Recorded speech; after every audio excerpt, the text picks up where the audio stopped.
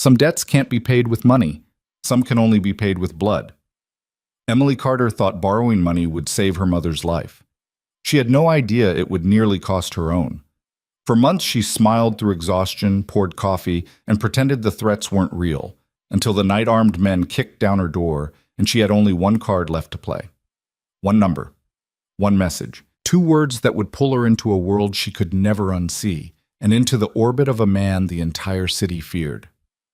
This is the story of what happens when survival forces you into the arms of the most dangerous man in Boston. If this story has you hooked already, hit that like button and drop your city in the comments below. I want to see exactly how far this story travels. Now settle in, this one's going to take you somewhere. The alarm went off at 4:45 in the morning, same as always. Emily Carter didn't slam it. She didn't groan or pull the pillow over her head the way she used to when she was 19, and life still felt like something that could be negotiated with. She simply reached out in the dark, pressed the button with the flat of her palm, and lay still for exactly 30 seconds, long enough to remind herself of everything that needed to happen before the sun came up. Her mother's medication had to be sorted and set beside the water glass on the nightstand. The rent envelope, which was 3 days late, needed to be slipped under the super's door before Mr. Petrov started making calls. The cafe opened at 6. She had to be there by 5:30 to start the espresso machines, unload the delivery, and reset the pastry case before the first wave of commuters hit the door like a tide. She had to hold back with both hands and a smile. 30 seconds. Then she got up. The apartment was small, a 1-bedroom on the 4th floor of a building in Dorchester that smelled faintly of old radiator heat and the Vietnamese food that drifted up from the restaurant below. Emily had chosen it 3 years ago because it was the only place in Boston she could afford that had a second room, even a small one, where her mother could sleep in a real bed instead of on the couch. She'd painted the walls herself, pale yellow from a discount bin at the hardware store. Her mother had called it cheerful. Emily had called it necessary. She moved through the apartment quietly, the way people learn to move when someone they love is fragile. She set the medications in order. The blood pressure pill, the anti-inflammatory, the new one the specialist had added last month that cost more than her weekly grocery budget. She filled the glass from the filtered pitcher because the tap water made her mother nauseous. She tucked the blanket at the foot of the bed without waking her. Standing in the doorway for a moment, she watched her mother breathe. Margaret Carter was 54 years old and looked, in sleep, like someone who had earned every single year. Her hair, once the same dark auburn as Emily's, had gone silver at the temples and now spread out across the pillow like frost on a window. The illness had taken weight from her face, sharpened the angles of her jaw and cheekbones in a way that made her look both more delicate and somehow more fierce. Even unconscious, she looked like a woman who did not give up easily. Emily had inherited that from her. She held on to that thought as she closed the door. She ate standing at the kitchen counter, half a banana and coffee from yesterday's pot, reheated in the microwave until it was hot enough to taste like something. She checked her phone while she drank it. 3 unread messages. One from the cafe group chat, a reminder from her coworker Danny about the espresso machine maintenance scheduled for Thursday. One from the pharmacy, automated, telling her a prescription was ready for pickup. And one from a number she didn't recognize, just 10 digits and no name, that read, "You have until Friday. Don't make us come find you." She set the phone face down on the counter. She'd stopped letting herself react to those messages the way she used to. The first one, 6 weeks ago, had made her hand shake so badly she'd dropped a full tray of mugs at work. The second one had sent her to the bathroom to cry silently into a paper towel for 4 minutes before she could compose herself. Now she just set the phone down, breathed through her nose, and added it to the running count of problems that existed beyond the boundary of what she could fix before sunrise. There was a hierarchy to survival. She'd learned that the hard way. She pulled on her uniform, black pants, white shirt, the green apron she'd carry folded under her arm until she got to the cafe, and slipped out into the hallway before 5 a.m. Dimas. Compass Coffee sat on the corner of Tremont and a narrow side street in the South End, the kind of cafe that had existed long enough in the neighborhood to be considered a landmark without ever becoming famous. The sign above the door was hand-painted in dark blue. The windows fogged in winter and the air conditioning wheezed in summer, but the coffee was genuinely excellent, and the owner, a compact Greek-American man named Stavros, who came in only on Tuesdays, paid his staff on time without drama. Emily had worked there for 2.5 years. It was the most stable thing in her life. She let herself in through the back with her key, turned on the lights section by section, and started the machines. There was a particular rhythm to opening a cafe alone in the dark, the hiss and gurgle of equipment waking up, the smell of yesterday's grounds giving way to something cleaner, the low percussion of restocking and resetting, that Emily found, in its own strange way, calming. It was the 1 hour of the day when no one needed anything from her, when she could just work with her hands and not think. Danny arrived at 6 on the dot, shaking rain off her umbrella at the door. "Cold out there," she announced, unwinding her scarf. Danny was 26, Puerto Rican, and operated at a frequency of cheerfulness that Emily both envied and found, on certain mornings, slightly exhausting. "You eat?" "Yes," Emily said, which was close enough to true. "You look pale." "I always look pale. It's November." Danny gave her the long, sideways look that meant she didn't believe her but had decided not to push. She tied her apron, took her place at the secondary register, and the day began. The morning rush was exactly that, a rush. Boston commuters had a particular relationship with their caffeine that bordered on liturgical. They came in patterns: the solo walkers with earbuds and phone screens, the pairs of office workers who ordered the same thing every day without consulting the menu, the occasional tourist who slowed everything down by reading aloud from the chalkboard as if translating from a foreign language. Emily moved through it all with the practiced efficiency of someone who had long since stopped thinking consciously about what she was doing. Her hands worked. Her mouth said the right things. She remembered orders 2 beats before they were placed. The bell above the door rang at 7:14. She was already reaching for the portafilter when she registered the shift in the room. It was subtle, the kind of thing you felt before you understood it. A slight drop in the ambient noise, a fraction of stillness moving through the space like a stone dropped in water. 2 of the customers near the door stepped aside without being asked. Someone who had been about to speak let their sentence die. He walked to the end of the counter and stood there. Emily's hands continued their work without her permission. She tamped the grounds, locked the handle, hit the button. She looked up. The man was tall, not aggressively so, but enough that the low ceiling of the cafe seemed to acknowledge him. He wore a charcoal overcoat, open, over a dark suit that fit the way expensive things fit when they're made rather than bought. His hair was black and cut close at the sides, slightly longer on top, the kind of controlled precision that didn't call attention to itself. He was, she guessed, somewhere in his mid-30s, old enough to carry authority without effort, young enough that it hadn't yet calcified into arrogance.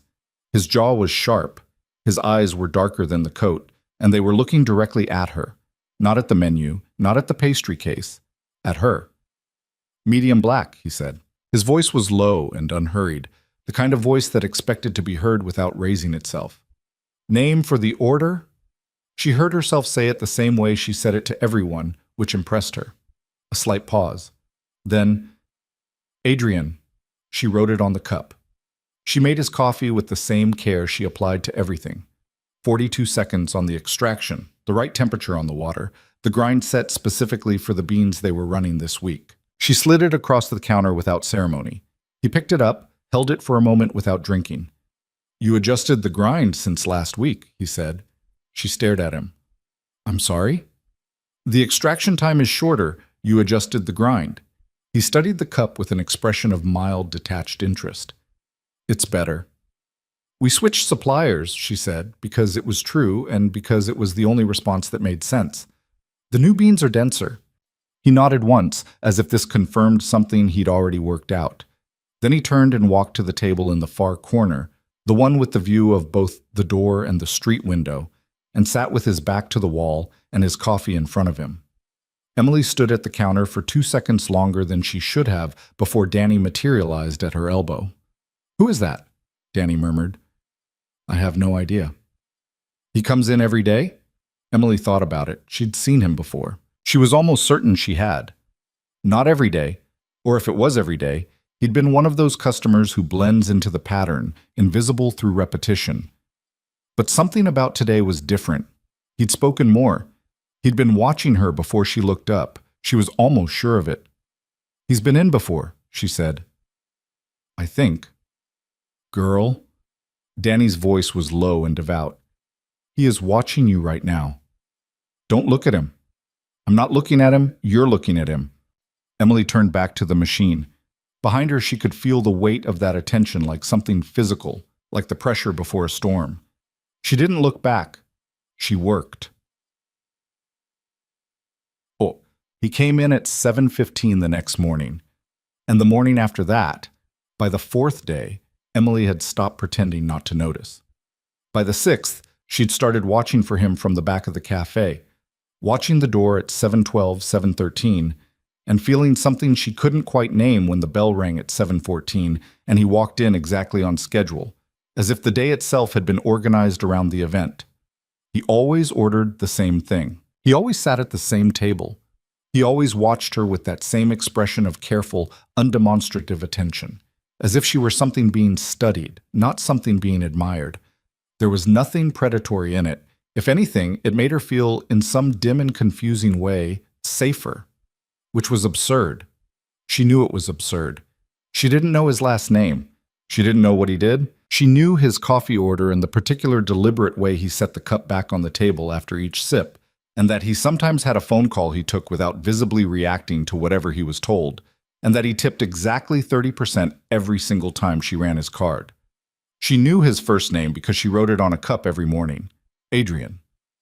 She turned it over in her mind sometimes, on the walk to the pharmacy or standing at her mother's bedside. It didn't tell her anything. It just sat there, solid and dark as the coffee he drank. The letter arrived on a Wednesday. Emily found it slipped under the apartment door when she got home from her shift. A plain white envelope with no return address, her name written on the front in block letters that pressed hard enough to emboss the paper. Inside was a single printed sheet, a number, an amount, $14,800, plus what they were calling accumulated fees. Total due, $19,260. She sat down on the kitchen floor. Not because she'd planned to. Her legs simply arrived at the conclusion that standing was no longer necessary. The original loan had been $8,000. $8,000 borrowed 11 months ago from a man named Caruso, who operated out of the back of a dry cleaning business in East Boston, and who had smiled at her across a folding table and told her the interest was very reasonable and the terms were very flexible, and that he was always happy to help out a girl in a tight spot. She had needed the money for her mother's first hospitalization. The insurance had denied the claim on a technicality, a referral form filed one day late, and the hospital had been clear about what would happen if the bill remained unpaid. She had no savings. She had no family beyond her mother. She had a paycheck and a credit score that had been damaged years ago when she was barely 20 and made a series of decisions that had felt, at the time, like the only options available. So she'd gone to Caruso. She'd paid back $3,000. She had $400 left of her current paycheck. She owed $19,260, and the letter gave her until Friday. She sat on the kitchen floor for a long time. Then she got up, made her mother's dinner, helped her with her evening medications, sat with her through one episode of the British baking show they both pretended wasn't their favorite, and after her mother fell asleep, she went to her own room and sat on the edge of her bed with the letter in her hands and thought very carefully about her options. There were not many options. There was a number she could call, Caruso's number, and beg for more time, which she had already done twice and which had, both times, resulted in the accumulated fees growing larger. There was the possibility of another loan to cover this loan, which was so obviously catastrophic she almost didn't follow the thought to its conclusion.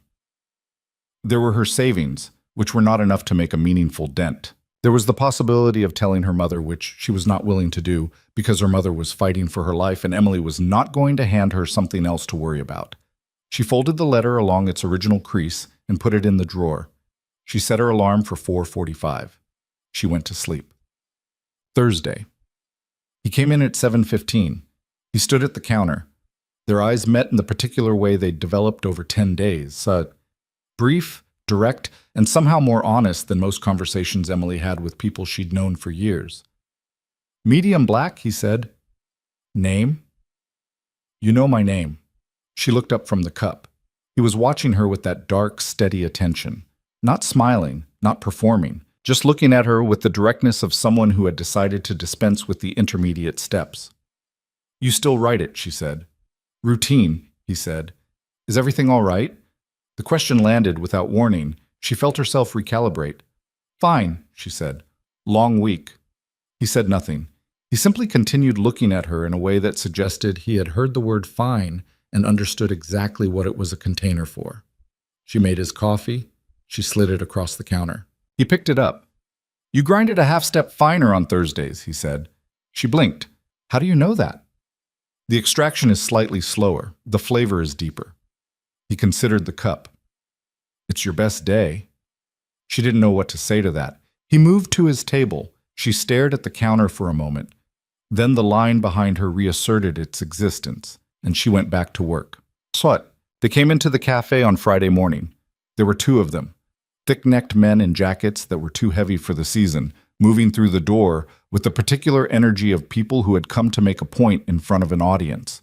The morning rush was at its peak, every table occupied. The line stretched to the door. Danny was running the secondary register. Emily was at the main machine. She saw them the moment they came in. She recognized one of them, a heavy-set man with a shaved head and a scar along his jaw who had shown up at her apartment building 2 weeks ago and left a handwritten note in her mailbox that she had thrown away without reading past the first line. They didn't join the line. They walked directly to the counter. "Emily Carter," the one with the scar said, loud enough for the nearest 4 tables to hear. The cafe went quiet by degrees. Danny looked up from the register. Emily set down the portafilter. "This isn't the place." "You made it the place," the man said. 19,000. Today." "I don't have it today." "Mr. Caruso's not interested in your schedule." He leaned forward on the counter, both hands flat on the surface, close enough that she could smell cigarettes and something chemical underneath. "He's interested in his money. You don't have the money, there are other arrangements." The room was very quiet now. She could feel everyone watching. She could feel the heat in her face. She was aware, in an acute and disassociated way, that her hands were perfectly still at her sides. Not because she was calm, but because she had used up all her visible fear months ago and had nothing left to show. "You need to leave," she said. "Or what?" A chair scraped back. The sound was small. In the silence of the cafe, it was enormous. The man with the scar turned. Adrian Moretti stood up from his table with the unhurried precision of someone who had decided that standing was now appropriate. He was not rushed. He was not visibly angry. He picked up his coffee, took one final sip, and set it down. Then he walked across the cafe, not quickly, not slowly, and stopped beside the 2 men with the comfortable ease of someone who had never, in his adult life, worried about the person standing in front of him. He looked at the man with the scar for a long moment without speaking. The man with the scar, who had walked into the cafe comfortable and loud, was no longer comfortable. "Walk out," Adrian said, quietly. "Right now." "Who are you?" Adrian didn't answer the question. He looked at the man the way you might look at something that had appeared in the wrong place. "I won't say it again." Whatever the man with the scar saw in Adrian's face, in those dark, completely still eyes, resolved something for him. He straightened. He glanced at his partner. Some rapid recalculation happened between them that Emily couldn't track. "We'll be back," the scarred man said, because he needed to say something. Adrian said nothing. He simply waited with perfect patience until they walked out the door. The cafe stayed quiet for 5 full seconds after the bell stopped ringing. Then conversation resumed, cautiously at first, and then all at once, the way it always does when a crowd decides collectively that the threat has passed. Danny was staring at Emily with enormous eyes. Adrian returned to his table, sat down, looked at his phone. Then he stood again, reached into his jacket and took out a business card. He set it on the counter in front of Emily. No logo, no title, just a phone number in clean black type on white stock, and looked at her for a moment. "Call if you need to," he said. "Or don't, but keep it." He put on his coat and walked out.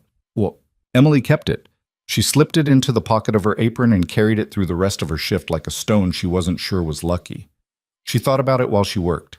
She thought about it on the train home. She stood in her kitchen holding it under the light and read the number again, as if it might have changed. She didn't call. She was not someone who called. She was someone who solved her problems with her own hands. Because every time she'd allowed herself to depend on another person, the floor had eventually come out from under her.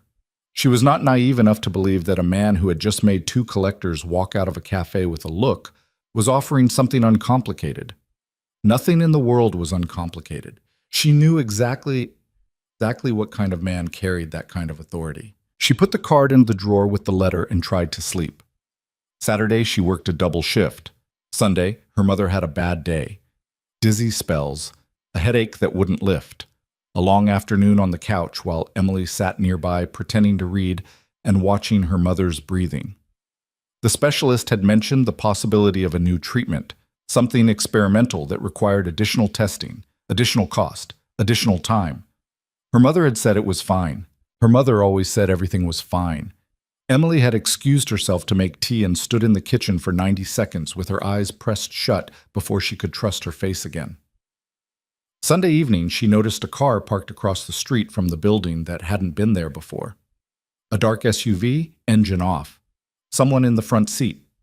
She watched it from the corner of the window for 20 minutes, then made herself stop watching. Monday, it was still there. Tuesday, she walked past it on her way to work, close enough to see that there were two men inside, close enough for one of them to make direct eye contact through the windshield with the careful neutrality of someone trained not to react. She kept walking. She got to the cafe. She made coffee for 4 hours and smiled at strangers and told herself she was managing. She was not managing. Tuesday evening, she found the note on her door, not slipped under it this time, taped to the outside, where her neighbors could see it. A single index card, handwritten in the same block letters. Last warning. We know your mother's schedule. She took the card inside. She closed the door. She stood in the hallway of her own apartment feeling the specific terrible sensation of a trap closing. Not all at once, but incrementally. The way water rises. The way pressure builds. The way something that was survivable yesterday becomes unsurvivable by degree. Her mother was watching television in the living room. The sound of the baking show carried through the thin wall. Emily sat on the edge of her bed. She opened the drawer. She took out the business card and looked at the number in the light. She was not someone who called. She picked up her phone. She didn't call. She typed a text instead because calling felt like too much. Too much surrender, too much exposure, too much voice shaking on the line. She typed 2 words. She stared at them for a long time. Then she pressed send. Help. She set the phone on the nightstand and lay down on top of the covers, still in her work clothes, still in her apron, still holding the shape of a person who was handling things. 3 minutes passed. 5. Her phone lit up. 1 line. No signature. Don't open the door for anyone. I'm coming. She sat up. She was still sitting upright, still fully dressed, hands folded in her lap in the posture of someone waiting for a verdict, when she heard the footsteps in the hallway. Not one set. Several. Heavy and deliberate, moving quickly. She had just enough time to stand before the sound started. Not a knock. Not a voice announcing itself. The door of her apartment simply exploded inward. 3 men. She registered them in pieces, bulk and motion, and the specific wrongness of people moving through your home with the confidence of ownership. The first one through the door was the man with the scar. He had someone with him she hadn't seen before, and someone she recognized from the SUV across the street.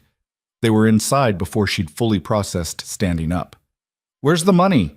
The scarred man's voice had lost whatever performance it had carried in the cafe. This was something underneath the performance. This was what the performance had been covering.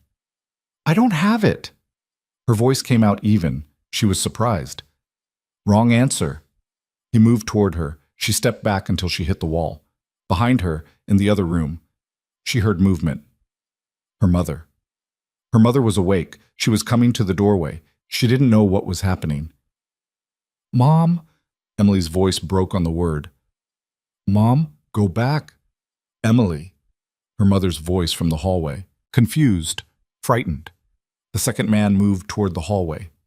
"Don't." Emily pushed off the wall. "Don't you go near her. Whatever this is, I'm here. Talk to me. She has nothing to do with this." The scarred man caught her arm. His grip was total, the kind that came from practice. He put his face close to hers, and the anger in it was specific and cold, the kind that wasn't personal until it had to be. "You had your warnings," he said. "You had your time, mister. Caruso is—" The building shook. Not from an earthquake, from impact, from the front door of the building downstairs hitting its frame hard enough to travel through the walls and the floors and arrive in the apartment as vibration, as a felt thing, as the specific percussive announcement of something arriving that did not slow down. The scarred man released her arm. He looked at the door. Footsteps in the hallway, multiple, fast, and then the apartment door, what was left of it, opened. Adrian Moretti walked in. He was not in his cafe clothes. He wore black, from the collar of his jacket to the laces of his boots, and he wore it with the same ease he wore everything else, which was to say with the specific authority of a man who had long since resolved all questions about who he was and what he was capable of. Behind him, two men took up positions in the doorway without entering, large and completely still, with the practiced geometry of people who knew exactly how much space they occupied and why. Adrian looked at the scarred man. He looked at his grip on Emily's arm. He looked at the second man positioned near the hallway where her mother was. He said nothing for a moment. He didn't need to. The temperature in the room did something. "Let go of her," Adrian said, quietly, and stepped back. The scarred man had size and anger and nothing else. He looked at Adrian and spent a brief moment trying to calculate whether he had enough of either of those things. The calculation resolved visibly on his face. He let go. Emily moved to the wall. Her legs were working on automatic. "You have no idea what you're walking into," the scarred man said, because he had to say something. "Tell me Caruso's number," Adrian said. A pause. "What?" "His private number. Not the business line. The private one." The scarred man stared at him. Adrian reached into his jacket, not for a weapon, but for his phone. He dialed something from memory, put it to his ear, waited for one ring, two, and then he began to speak. He didn't speak to the men in the room. He spoke to whoever answered in a quiet, completely level voice, and what he said lasted less than 90 seconds. Emily didn't catch all of it.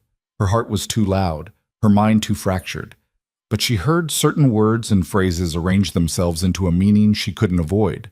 She heard a dollar amount that erased her debt entirely. She heard a description of Caruso's operation, specific, detailed, the kind of specific that came from having paid for information, and a quiet, unemotional suggestion about what would happen if her name was raised again in any context by anyone connected to that operation.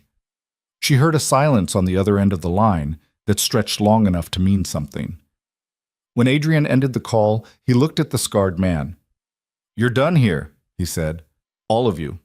The debt is cleared. If anyone from Caruso's network comes near her again—" He paused. It was not a threatening pause. It was simply a pause, the kind that gives the listener time to understand the full weight of what is not being said. "Tell him I said so." The scarred man looked at Adrian. He looked at the two men in the doorway. He made the calculation again and arrived at the same place. He nodded once. He jerked his head at the others. They left. Emily stood against the wall.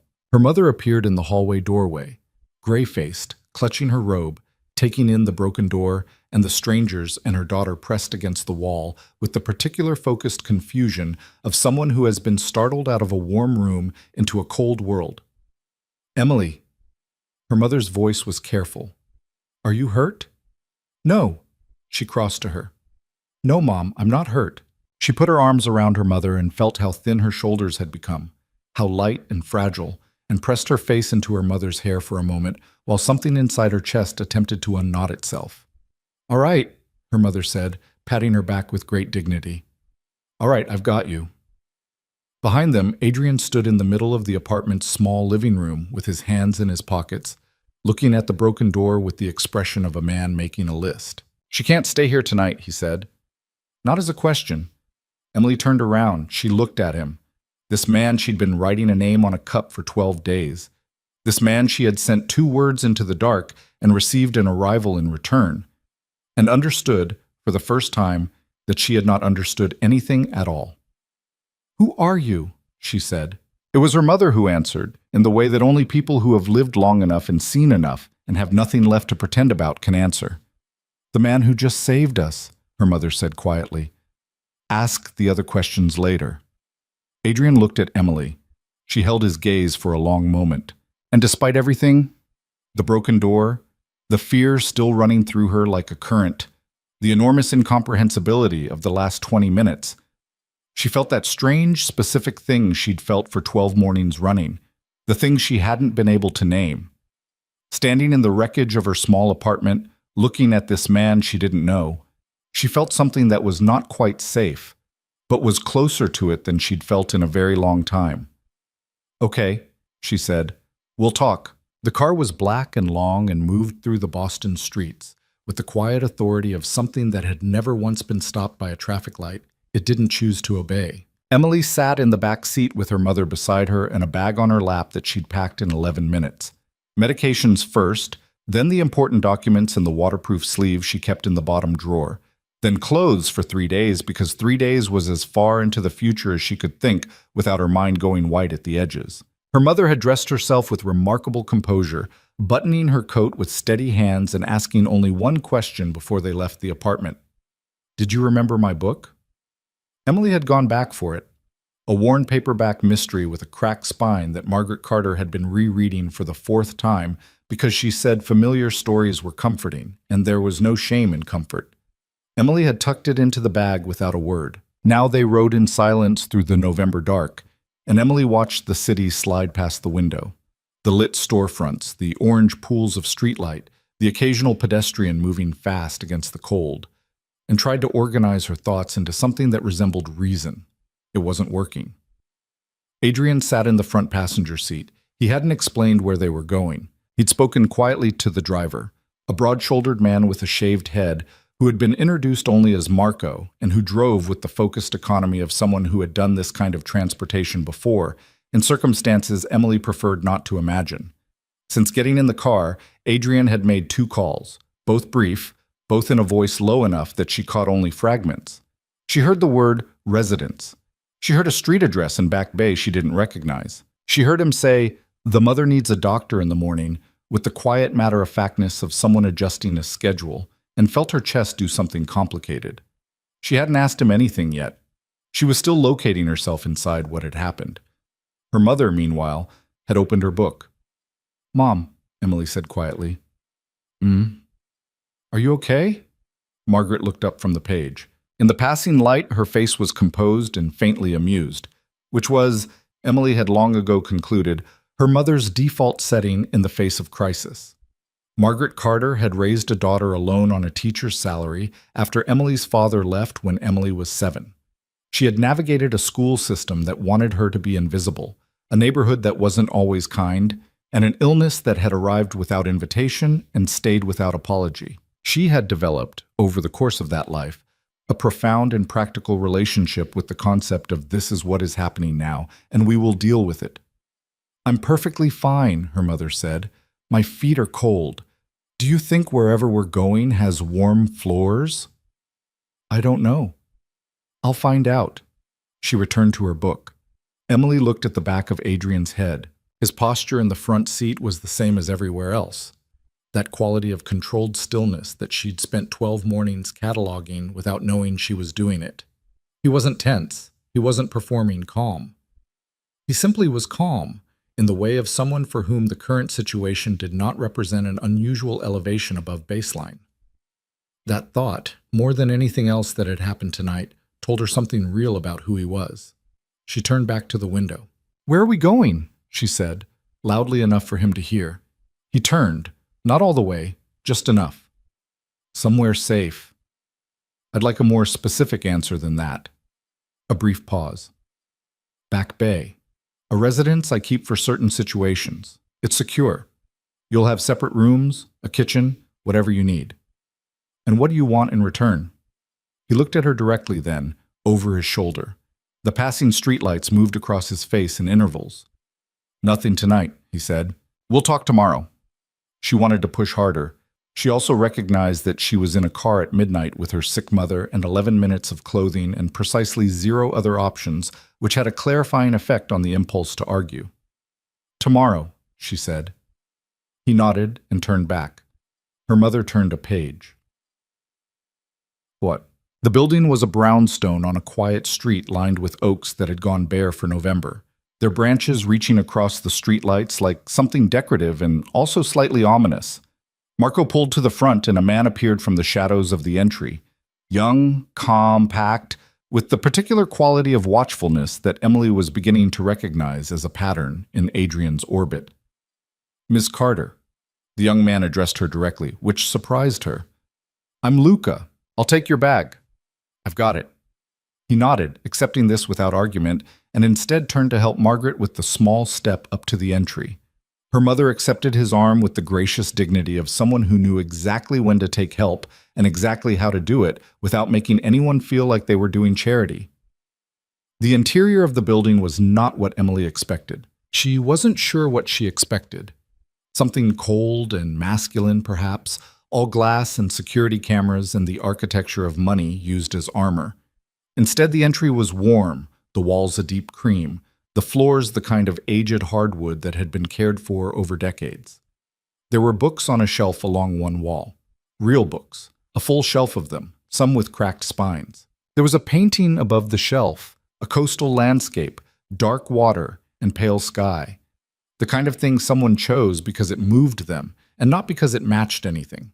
She looked at the books and then at Adrian, who had come in behind her. "You live here?" she said. "Sometimes," he said, "when I need to be in this part of the city." "How many places do you have?" "A few." He said it without apology or display. It was simply a fact, the way having one apartment was a fact for her. Luca had taken her mother upstairs. Emily had watched them go with the specific vigilance of someone who doesn't let sick people out of her sight. And now she could hear her mother's voice above them, asking Luca something about the heating and whether there was tea. She heard Luca's voice answering. She heard a door open and close. She stood in the entry with her bag and looked at Adrian. "I need to know who you are," she said. "Not your name, I know your name. I need to know what you are." He was quiet for a moment. He looked at her with those dark, composed eyes and seemed to be deciding something, not whether to lie. She got the sense he had decided against lying somewhere far upstream of this conversation, but how much truth to offer at once. "Come in," he said. "I'll make coffee." "It's midnight." "I know. Come in." The kitchen was at the back of the building, large and well lit, with commercial-grade equipment that had been installed without calling attention to itself. He moved through it with the ease of someone who actually knew where things were. Not a showpiece kitchen, a used one. He filled the kettle, found 2 cups without opening the wrong cabinets, measured coffee into a press with the same focused attention he'd applied every morning to watching her do it across a counter. She sat on a stool at the island and watched him. "You come into my cafe every morning?" she said. "Yes." "For how long before I started noticing?" He set the kettle on, turned. "About 3 weeks." 3 weeks. She absorbed this. "Why?" He leaned against the counter opposite her with his arms folded, not defensively, but in the way of someone settling into a conversation they've been ready for. "I knew about your debt," he said. "I'd heard Caruso's name come up in connection with a cafe in the South End. He'd been expanding his collection territory. I like to know what's happening in the city." "You like to know what's happening in the city," she repeated slowly. "What does that mean?" "It means I pay attention. To me specifically." "Why me specifically?" A small pause. "I came in to assess the situation. Caruso's collectors had been causing problems in that neighborhood for 6 months. It was becoming an issue." He said this plainly, as if it were municipal business.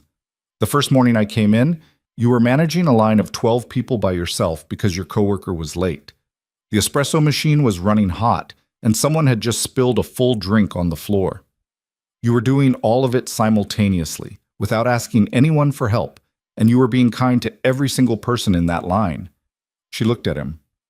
"I came back the next day," he said simply. She didn't know what to do with that, so she set it to one side and continued. "Who are you?" she said. "In the city. What do you actually do?" The kettle began to build sound. He turned, poured the water, put the lid on the press. I run an organization, he said. He didn't dress it differently. We have interests in several legitimate businesses: real estate, construction, 2 restaurants, a logistics company. We also have interests that are not traditionally legal. Like what? Like enforcing order, he said. In parts of the city where the law enforces nothing, there is still order. I maintain it. In exchange for that, I receive cooperation, information, money, loyalty. She stared at him. You're describing organized crime. Yes. You run it. I run the Boston operation. There are others connected to it, but in this city, the decisions move through me. She sat with this for a moment. Outside, the street was quiet. From upstairs, she could hear faint movement. Her mother settling in, or Luca checking the room. The normalcy of those small sounds against the extraordinary thing he was saying created a dislocation she wasn't sure how to close. You paid off my debt, she said, to another criminal. Caruso's operation is small and unpleasant. He targets people who can't fight back. Something moved behind his eyes. Not anger, but the contained version of it. The kind that has been filed somewhere organized and efficient rather than allowed to run loose. I don't respect what he does or how he does it. There's an honor system. There are standards. Not everyone meets them. She looked at the press. The coffee was steeping. She watched the dark water work through the grounds. And now, she said, you've paid the debt. My mother is upstairs in your building. What does that mean? What comes next? He pushed off the counter, picked up the press, poured 2 cups with the same care she'd observed for 12 mornings. He set one in front of her. He held his own and looked at her. Nothing comes next that you don't choose, he said. You're not in debt to me. I didn't pay Caruso's money to put you in a different kind of debt. That's not what this is. Then what is it? He was quiet for a moment. A choice I made. She looked at him across the counter. In the warm light of the kitchen, without the cafe noise and the morning rush and the counter between them, he looked different.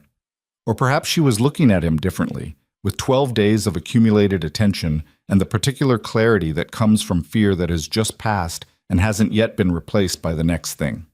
He was, she thought, the most self-contained person she'd ever met, and also somehow watching her with the same careful attention he'd always watched her with, not as a subject, not as a problem, but as someone who mattered to the outcome of his thinking. She picked up the cup. The men from tonight, she said. Caruso's people. Is it done? Caruso understands the situation.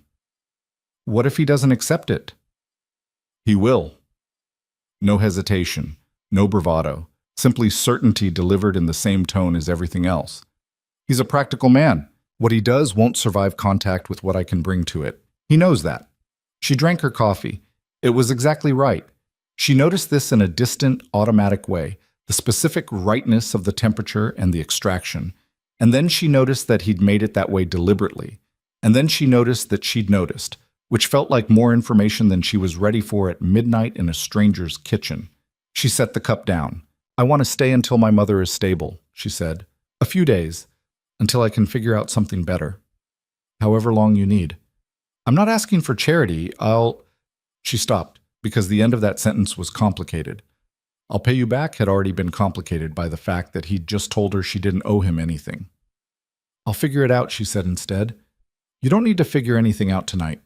I know. I'm telling you my terms. Something shifted in his expression. So small she nearly missed it. Not amusement, exactly. Something adjacent to it. All right, he said. She stood up from the stool. I'm going to check on my mother. Luca will have made sure she has everything she needs. I know. I'm still going to check. She picked up her bag. Then she stopped. The card you gave me at the cafe. You said call if I need to. Did you?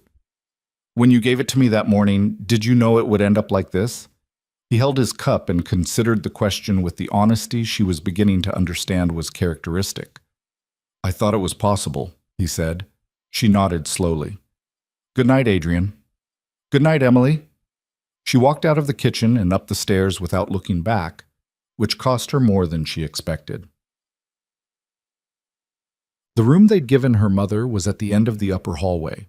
Large, quietly furnished, with a radiator that actually worked and a bed that sat high off the floor on a proper frame. When Emily came in, her mother was already settled against the pillows with her book. Her medications lined up on the nightstand with a glass of water beside them, which meant Luca had paid attention or been told to pay attention, and either way she found she couldn't be entirely ungrateful. "This is a very nice room," her mother said, without looking up. "Yes." "And the young man who showed us up, Luca, he was very polite." "Good. The floors are warm. I mentioned it to you in the car. Radiant heat, I think." "Mom." Margaret looked up. Emily had always thought the eyes of someone 40 years younger, sharp and dark and perpetually assessing. The eyes of a woman who had spent a career watching children for what they didn't say. "You talked to him," her mother said. "Yes." "And?" Emily sat on the edge of the bed. She looked at her hands. "He's not a businessman." "No," her mother agreed. "He isn't." A pause. "Is he a good man?" "I don't know." "Is he good to you?" Emily thought about that. She thought about a business card slid across a counter with no strings attached. She thought about a door exploding inward and someone arriving on the other side of 2 words typed in the dark. She thought about coffee made at midnight to exactly the right temperature in someone else's kitchen. "I don't know what he is yet," she said, "but tonight he came when I needed him to." Her mother nodded as if this answered something she'd been wondering for longer than tonight. "Then right now that's enough," she said. "The rest reveals itself." Emily leaned over and kissed her mother's cheek. The familiar smell of the specific face cream her mother had used for 30 years, warm and constant as anything in Emily's life. "Sleep," she said. "Doctor tomorrow." "I know about the doctor. I'm not a child." Her mother was already looking back at her book. "Go rest, Emily. You look like you've been through something terrible." "I have." "I know. Rest anyway." Her own room was across the hall. Smaller, but the same warm floors, the same quality of quiet. She unpacked her bag with the mechanical efficiency of someone who needed to do something with her hands. Medications in order on the nightstand, documents in the top drawer. The 3 days of clothes she'd grabbed, which she looked at now and realized included a sweater she hadn't planned to pack. Her mother's sweater, gray wool, which she must have grabbed from the hook by the door without thinking. She sat on the bed holding it for a moment. Then she lay down with it pressed against her chest and stared at the ceiling. Sleep didn't come for a long time. What came instead was the accumulated weight of the last several hours making its way through her system, the adrenaline finding its exit, the fear converting itself into something duller and more sustained, the particular exhaustion of someone who has been holding everything together with their own hands for so long that the moment they're allowed to stop, the holding itself becomes the thing that hurts. She thought about her apartment, the broken door, the look on her mother's face in the hallway. She thought about Adrian's voice on the phone with Caruso, quiet and specific and completely unafraid. The voice of someone who had already calculated every variable and found the outcome to his liking. She thought about what he'd said, "A choice I made." She fell asleep before she could decide what it meant. The morning was different. Emily woke at 4:45 by reflex, sat up in an unfamiliar room, and spent 3 full seconds relocating herself before the previous night returned in full. She lay back down. She stared at the ceiling. She did not have to go to the cafe. She had texted Stavros from the car last night. "Family emergency, I'm so sorry, I'll explain when I can." And he had responded, "Take what you need. You have time. Be safe." She had been grateful in a way that had no room in the previous night's crisis and only found its space now, lying in the warm quiet of someone else's building. She got up at 5:30. The kitchen was empty. She moved through it carefully, finding what she needed without opening too many cabinets. Coffee, already ground to something that made her register it, better quality than she bought for herself. A grinder on the counter. She adjusted the grind, heated the water to the right temperature, made 2 cups, and took one upstairs to her mother, who was already awake and sitting up in bed with her book as if she'd never left it. "You made coffee," her mother said. "I make coffee for a living." "You grind it differently here. Different beans. Drink it."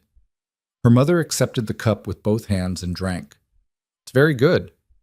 I know. Emily sat in the chair by the window. Outside, Back Bay was waking up. A dog walker, a jogger, the first light catching the bare oak branches in a way that turned them silver. It was a different neighborhood from Dorchester. The same city, but quieter. The streets wider, the buildings taller and more composed. A knock at the door. "Come in," Emily said. Luca opened it and stood in the doorway. He was younger than she'd assessed in the dark last night. Mid-20s, maybe, with dark hair and the kind of careful formality that she suspected was partly training and partly genuine personality. "Good morning. The doctor will be here at 9. He addressed this to Margaret, who inclined her head. "Mr. Moretti wanted me to ask if there's anything specific you need from the pharmacy before then." "He thought of the pharmacy," Emily said. "He thought of the pharmacy," Luca confirmed. She looked at her coffee cup. "I'll make a list.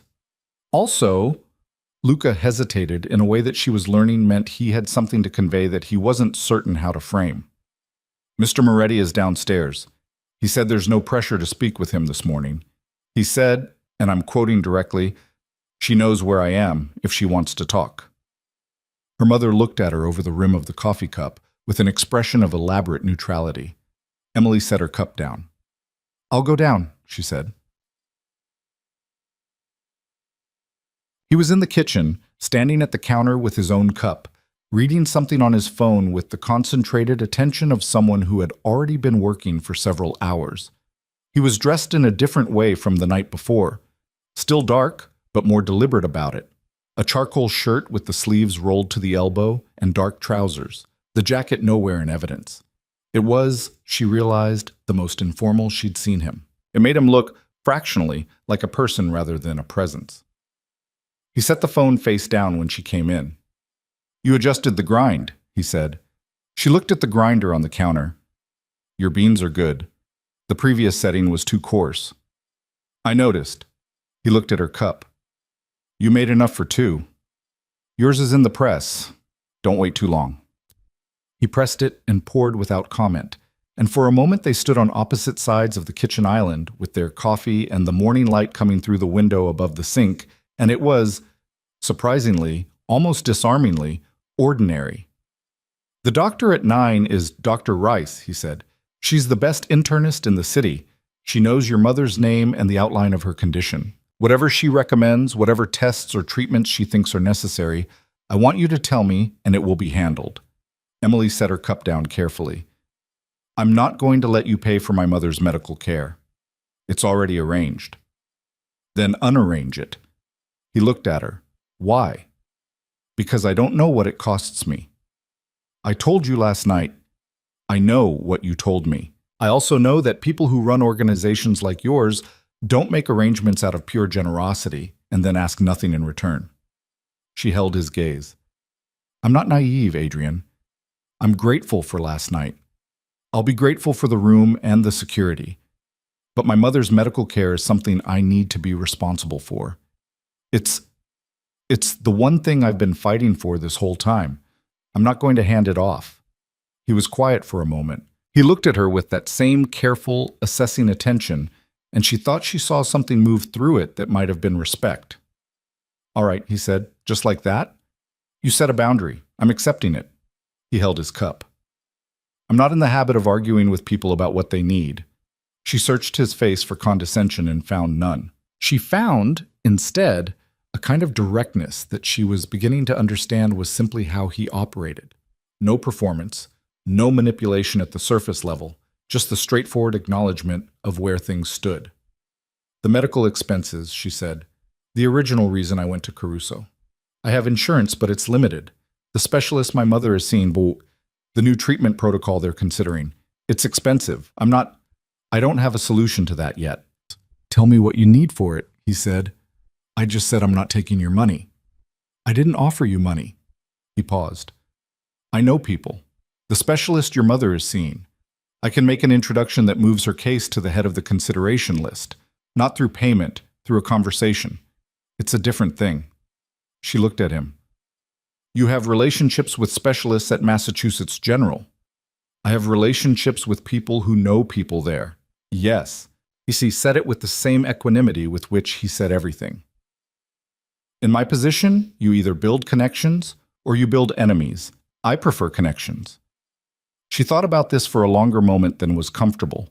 She thought about the cost of pride versus the cost of her mother's life, which was a calculation she'd already done once and arrived at an answer she still didn't entirely forgive herself for. A conversation, she said. Not a payment. A conversation. She looked at her coffee. She looked at the morning light on the counter. She thought about her mother upstairs reading the same mystery novel for the fourth time because familiar things were comforting and there was no shame in comfort. Okay, she said. A conversation. He nodded. He picked up his phone, sent a brief message, and set it back down, as if it were nothing, as if the casual reorganization of another person's medical future was an entirely routine item in a morning's work. She watched him do it and felt, again, that vertiginous sense of scale, the gap between the world she'd been living in and the world that operated around this man, the vast and quiet machinery of power that he moved through so naturally he probably no longer registered its weight. There's something else, he said. What? The men last night, Caruso's collectors. He held his cup and seemed to choose his next words with the care of someone who understands that precision matters. They'll comply. Caruso will pull them back, but there will be questions in certain circles about what happened and why I intervened. He paused. People will wonder what you are to me. The kitchen was very quiet. And what am I? She said. Her voice came out even. She was again impressed by herself. He held her gaze. That depends, he said, on what you want to be.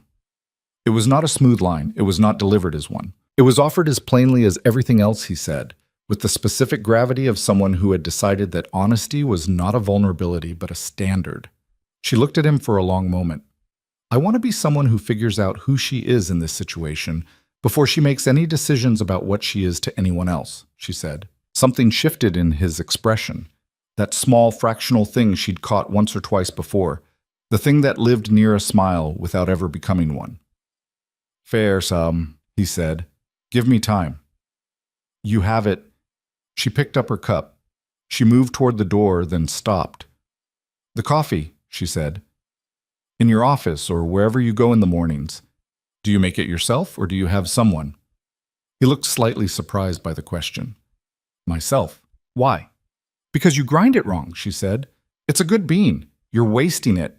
She walked out of the kitchen before she could see his face, but she heard, faintly, behind her, as she started up the stairs, the sound of something that might have been a quiet laugh, brief and unguarded and completely at odds with everything she knew about him. She climbed the stairs carrying that sound like a small, confusing warmth in her chest and did not examine it too closely. The days that followed had a particular quality that Emily had no vocabulary for, a suspension, a held breath, the sensation of living in parenthetical time between one life and whatever came next. Dr. Rice arrived at 9 on the dot and proved to be a compact, precise woman in her 50s with a manner so efficiently compassionate that Emily found herself liking her on the spot. She spent 40 minutes with Margaret, reviewed the existing files that had been assembled. Emily did not ask how they had been assembled so quickly, and came out of the room with an expression that was cautious but not dire. The new treatment protocol is worth pursuing, she told Emily in the hallway. I'd like to run additional blood work and move her case to my colleague, Dr. Feynman's active roster. He's the right person for this specific presentation. I'll be in contact with his office today. Someone was going to make a call, Emily said. Dr. Rice looked at her with the particular expression of a person who is not going to ask or answer certain questions. It's been handled, she said simply.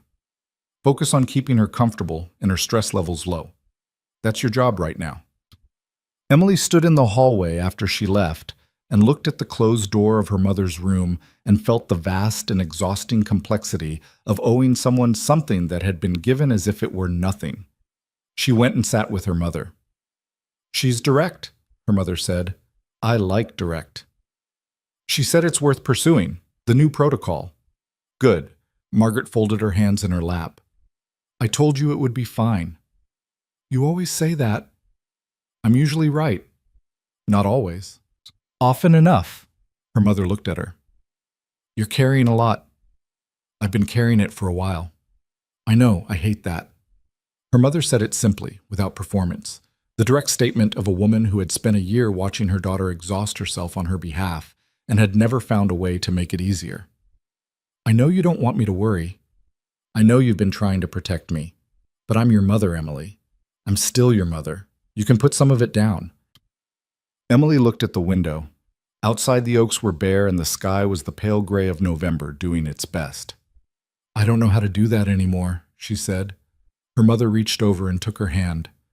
I know. That's what I hate most about all of this. She squeezed, and Emily felt it. That grip, lighter than it used to be, but still there, still present, still her mother's hand as it had been for every important moment of her life. She didn't say anything. She didn't need to. She just sat there with her mother's hand in hers while the city went about its business outside the window, and let herself, for the first time in a very long time, not manage anything at all. That evening, she found Adrian in the room he used as an office on the building's ground floor, a quiet space with a long table and 2 screens and shelves that held a combination of business materials and the kind of books that accumulate in a place where someone actually reads. She knocked on the open door, and he looked up. I want to understand how it works, she said. What you do. The organization. He leaned back in his chair. Why? Because I'm staying here. Because my mother's doctor is here because of you. Because I'm in the middle of something I didn't choose to be in the middle of, and I'd rather understand it than pretend it's not there. He studied her for a moment, then he gestured to the chair on the other side of the table. She sat, and he began to talk. He was careful about what he told her. She understood that. There were edges around things, places where the conversation moved around rather than through certain specifics. But within those edges, he was honest in a way she hadn't expected. He talked about the city, about the way power moved through it, about the legitimate businesses that employed 400 people and generated income that made the organization self-sustaining. He talked about the people who worked for him, not with sentimentality, but with the specific knowledge of someone who took responsibility seriously. He knew their names. He knew their situations. When he mentioned a man named Torres who'd had a son born prematurely 3 months ago, he knew the child's name and that the boy was home now and healthy. She listened carefully.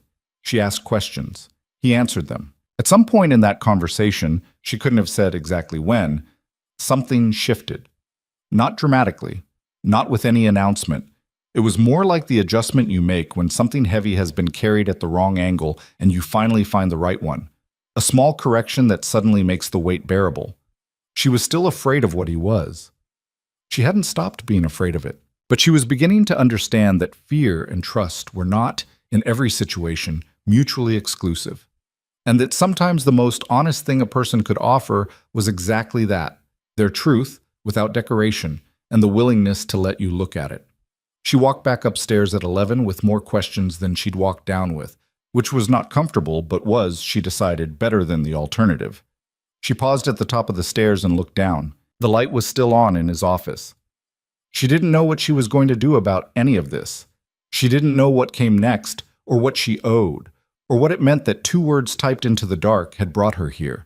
She knew her mother was sleeping in a warm room with a doctor already working on her case.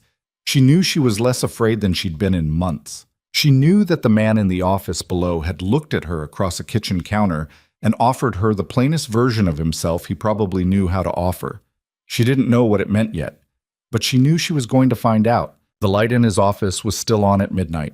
Emily knew this because she'd gotten up for water and looked down the stairs without intending to and seen the thin line of yellow under the closed door, steady and unchanged from when she'd left him 2 hours before. She stood at the top of the stairs for a moment in the dark hallway, holding her water glass, listening to the building's particular silence, the tick of the radiator, the faint sound of traffic 3 streets over, the quality of stillness that accumulates in old buildings late at night, like something laid down in the walls. She went back to bed. She did not sleep well. What she kept returning to was not the fear. The fear had its own logic. She understood where it lived. But the conversation. The way he talked about the city like a man who had spent years learning its weight and had developed in the process something that was not quite love and not quite burden, but something in between.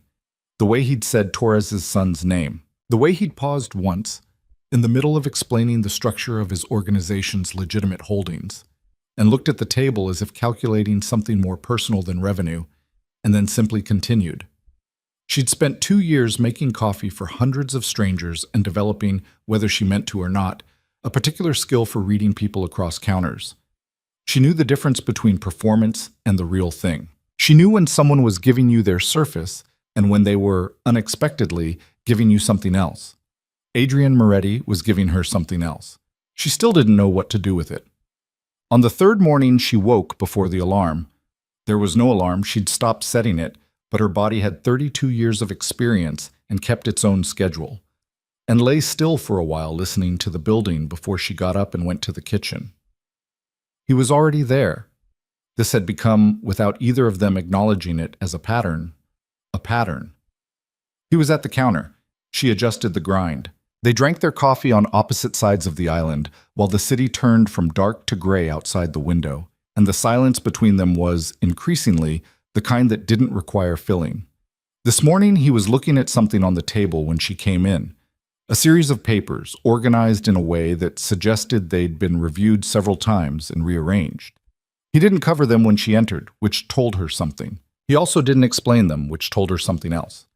She made the coffee. She set his cup next to him.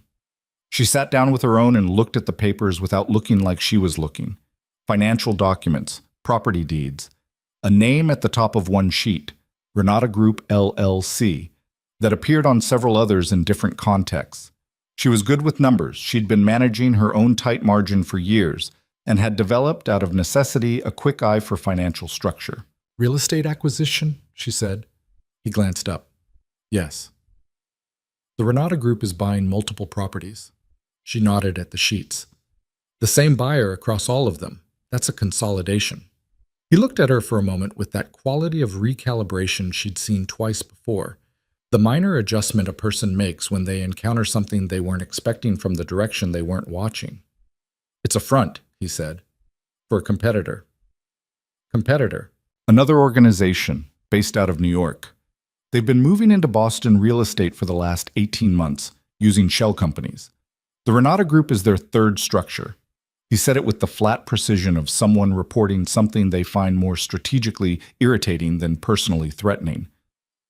They're acquiring properties in Charlestown, East Boston, and the South End in a pattern that suggests they're building infrastructure. Warehousing, distribution points, properties that can serve multiple purposes depending on what they decide to do next. Emily looked at the papers. "And what do you think they're going to do next?" "I think they're going to announce themselves," he said. "They've been quiet for 18 months. That's the acquisition phase. What comes after acquisition is operation." He picked up his cup. "The question is whether they want to operate alongside existing structures or whether they want to displace them. And you think they want to displace. I think someone who uses 3 different shell companies to acquire 17 properties over 18 months without making contact isn't interested in coexistence." He held the cup. "They're being very careful, very patient. That's either professionalism or it's threat calculation." "What's the difference?" "Professionals plan around contingencies. Threat calculation means they're specifically planning around me." He said it without ego. It was simply an assessment, the way you'd assess weather or traffic. "I've been working on which one it is." She looked at the papers for another moment. "And the South End properties," she said. "Yes." She looked at him. "Your cafe's block," he said. "Yes." She sat with that for a moment. Outside, a truck moved down the street, the sound of it Dopplering past and fading. The coffee was cooling in her hands. "Is that why you started coming in?" she said. "To monitor the neighborhood." "Initially, yes. And then?" He looked at her. "And then it became something else." She held his gaze. The kitchen was very quiet. "Tell me their name," she said. "The New York organization." He considered this for a moment. "Falcone," he said. "Vincent Falcone." He built the operation over 15 years in Lower Manhattan and Brooklyn. Efficient, methodical, not prone to spectacle, which makes him more dangerous than people who prefer spectacle. He set his cup down. "Last month, one of my lieutenants received an informal contact from someone connected to Falcone's structure. Nothing explicit. A conversation at a restaurant. Pleasantries. But the content of those pleasantries was specific enough to be a message. What was the message? That Boston is an interesting city, he said, and that interesting cities often benefit from new investment. She understood what that meant. She could see from his face that he expected her to understand, that he wasn't softening it for her benefit, and she found in that recognition an odd comfort. She was not being managed. She was being told the truth. So there's a threat, she said. There's a developing situation, he said. It's not a crisis yet, but the shape of it is becoming clear. She nodded slowly. She pulled the papers toward her, straightened the stack, pushed them back. You'll figure it out, she said. Yes. I don't say that as flattery. I say it because you clearly have been working on it for a while, and you seem like someone who finishes what he starts. That fractional thing moved through his expression again. Is that your assessment after 3 days?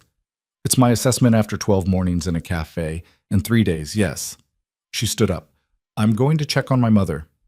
Dr. Rice called last night after you went up. Dr. Feynman reviewed the file. He wants to schedule a consultation early next week. Emily stopped. He's optimistic about the protocol, Adrian said. Rice said he used the word promising. She stood with her back to him for a moment, her hand on the door frame. She was not going to cry in his kitchen. She had decided this some time ago, and she held to it now with the specific dignity of someone who has learned to cry in private because public crying requires explanation and energy, and she had neither. Okay, she said. Her voice was even. Okay, he said, in the same register, giving her room. She walked out. She told her mother over breakfast, oatmeal with the sliced apple her mother liked. The tea made the specific color her mother described as the shade of autumn, and watched Margaret Carter receive the news with the composed, careful hope of someone who had learned not to let hope run ahead of itself. Promising, her mother repeated. That's what he said. Her mother looked at the apple slices arranged on the rim of her bowl. She was quiet for a moment. You know, she said, I've spent a great deal of energy this past year trying not to think too far ahead, trying to just be in the present day, in the present hour, because thinking ahead felt, she paused, it felt like counting on something I wasn't sure I had the right to count on. Mom, I'm not being morbid, I'm being honest. She picked up a slice of apple. Promising is a word I can hold. It's not a guarantee, but it's a handhold. She ate the apple. She looked at Emily. You did this. I didn't do anything. You've been doing everything for a year. Don't minimize it because someone finally helped. Her mother's voice was gentle but absolute, in the way of someone who had spent decades teaching children not to disappear themselves. This happened because you kept going. You kept going even when there was no reason to believe it would get better, and it is getting better. Let yourself have that. Emily looked at her oatmeal. She was again very carefully not crying. The man downstairs, her mother said. I know what you're going to say.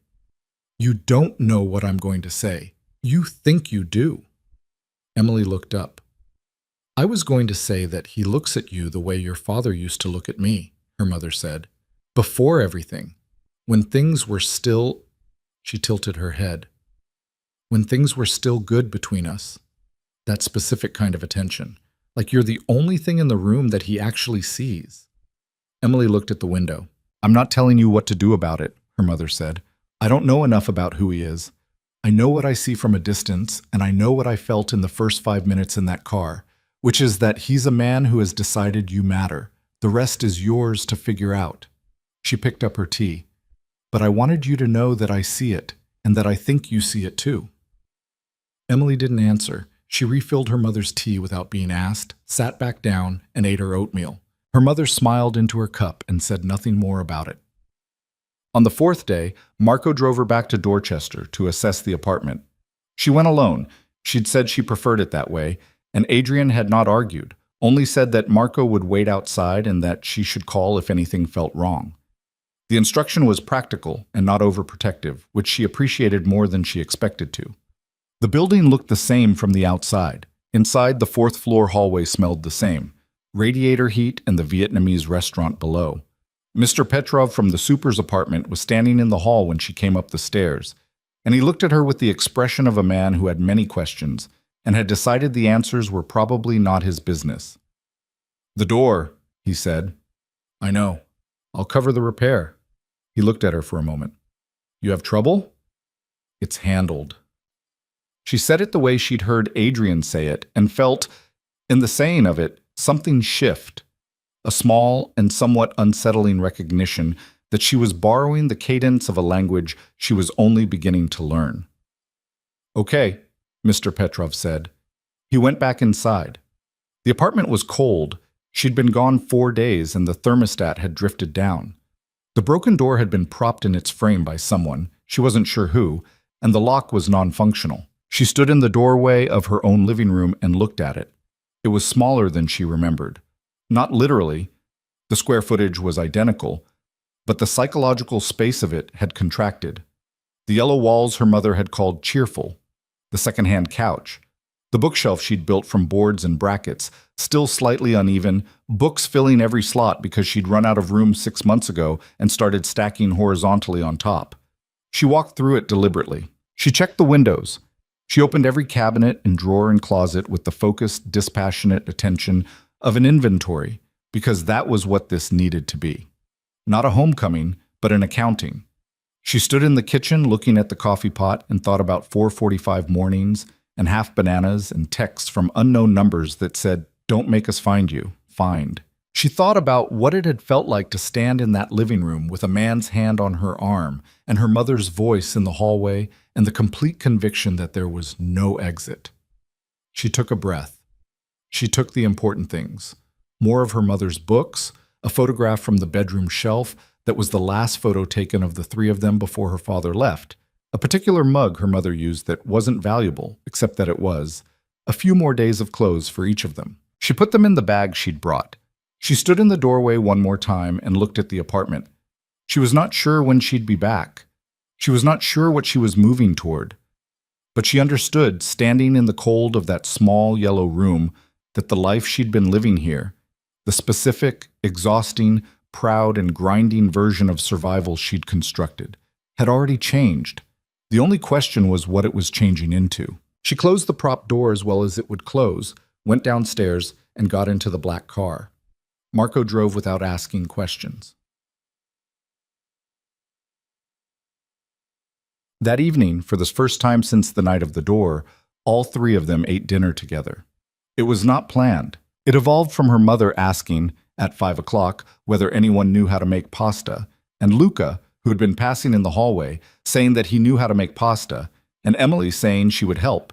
And by 6 o'clock, the kitchen was warm and full of the smell of garlic and something bubbling on the stove. And Margaret Carter had installed herself on a stool at the island with a glass of water and was directing the proceedings with the authority of a woman who had fed a classroom of 30 children lunch for 20 years. Adrian came in at 6:15 and stopped in the doorway. He looked at the kitchen, the occupied counter, the steam from the pot, Luca navigating around Emily with the diplomatic efficiency of someone who has learned very quickly not to get between her and the stove, and Margaret Carter presiding over all of it from her stool with a look of profound satisfaction. "Mr. Moretti," her mother said, "sit down. We're making pasta." He sat. It was, Emily would think about it afterward, turning it over carefully, one of the strangest and most unexpectedly real hours of her adult life. The conversation moved the way conversation does when people are occupied with something physical, and the usual performance of social interaction relaxes into something more genuine. Her mother asked Luca where he was from, and he said South Boston, and her mother said she'd taught at a school in South Boston for 4 years in the early 90s, and Luca said his aunt might have been in that school, and her mother asked his aunt's name, and Luca said it, and her mother said, with complete sincerity, "Oh, she was wonderful. She did a project on the harbor that I still think about." Adrian ate his pasta and answered her mother's questions with the careful attention of someone who takes questions seriously. Margaret Carter asked him what he'd studied, and he said economics. She asked where, and he named a university in Rome because his mother had been Italian and he'd done part of his education there. Her mother said she'd always wanted to go to Rome. He said it was worth the trip. Her mother asked what specifically, and he described, without apparent self-consciousness, a particular piazza near the Pantheon where he'd sat for an afternoon eating something fried and reading a book, and had felt briefly and completely like a person with no responsibilities. Emily set down her fork. "What were you reading?" she asked. He looked at her. Calvino, he said. Invisible cities. She stared at him. She thought about the bookshelf in the entry. She thought about the coastal landscape above it. I have that book, she said. I know. He said it simply. I noticed it in your bag when you unpacked. She looked back at her pasta. She picked up her fork. Her mother, across the table, was wearing an expression of absolute serenity that Emily declined to examine. After dinner, while Luca cleared the table, Emily stood at the sink doing dishes in the specific meditative way she'd always preferred. Hot water, methodical, working from left to right through the stack. And Adrian came to stand beside her and dried the things she set in the rack without being asked or asking permission. They didn't talk. The water ran. The dishes diminished. Her mother's voice carried from the other room, where she'd resumed her conversation with Luca about the school in South Boston. Outside, the city had gone full dark, and the window above the sink reflected them back at each other.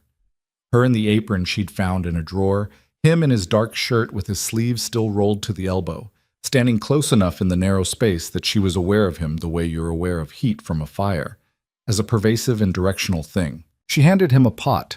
He dried it. You lied, she said. He glanced at her. About what? You come to the cafe every day. Not 3 weeks before I noticed. I've been going back through it. She rinsed a cup. It was longer than that. A pause. 5 weeks, he said. 5 weeks. The first 2 weeks I stayed in the car. She looked at him. I was monitoring the street, he said. Caruso's people had been using the block. I wanted to understand the pattern before I went in. And then you went in. And then I went in. She put the cup in the rack. And the first morning I made your coffee. Yes. What was I doing specifically that made you come back the next day? He dried the cup carefully. He set it down. You handed a man his coffee, he said. He was rude to you, not aggressively. He didn't make a scene, but he talked over you and didn't say thank you and walked away while you were still speaking. And you watched him go with an expression. He paused. Not hurt, not angry. Just, he seemed to look for the word. Patient, like someone who has decided that the world is the way it is and they are going to keep doing good work anyway. The water ran between them for a moment. I don't know if that's admirable or sad, she said. I think it's both, he said. I think those things often are. She pulled the drain and dried her hands on the dish towel. She turned to look at him directly. With the close-range honesty of two people standing 6 inches apart in a kitchen after dinner, which was a proximity that stripped out most of the intermediate things and left whatever was actually there. I'm going to ask you something, and I want an honest answer. All right? Were you watching me because of the street, or were you watching me because of me? He met her gaze without adjustment. Both, he said. At first the street. After the first morning, you. Why? Because you were interesting.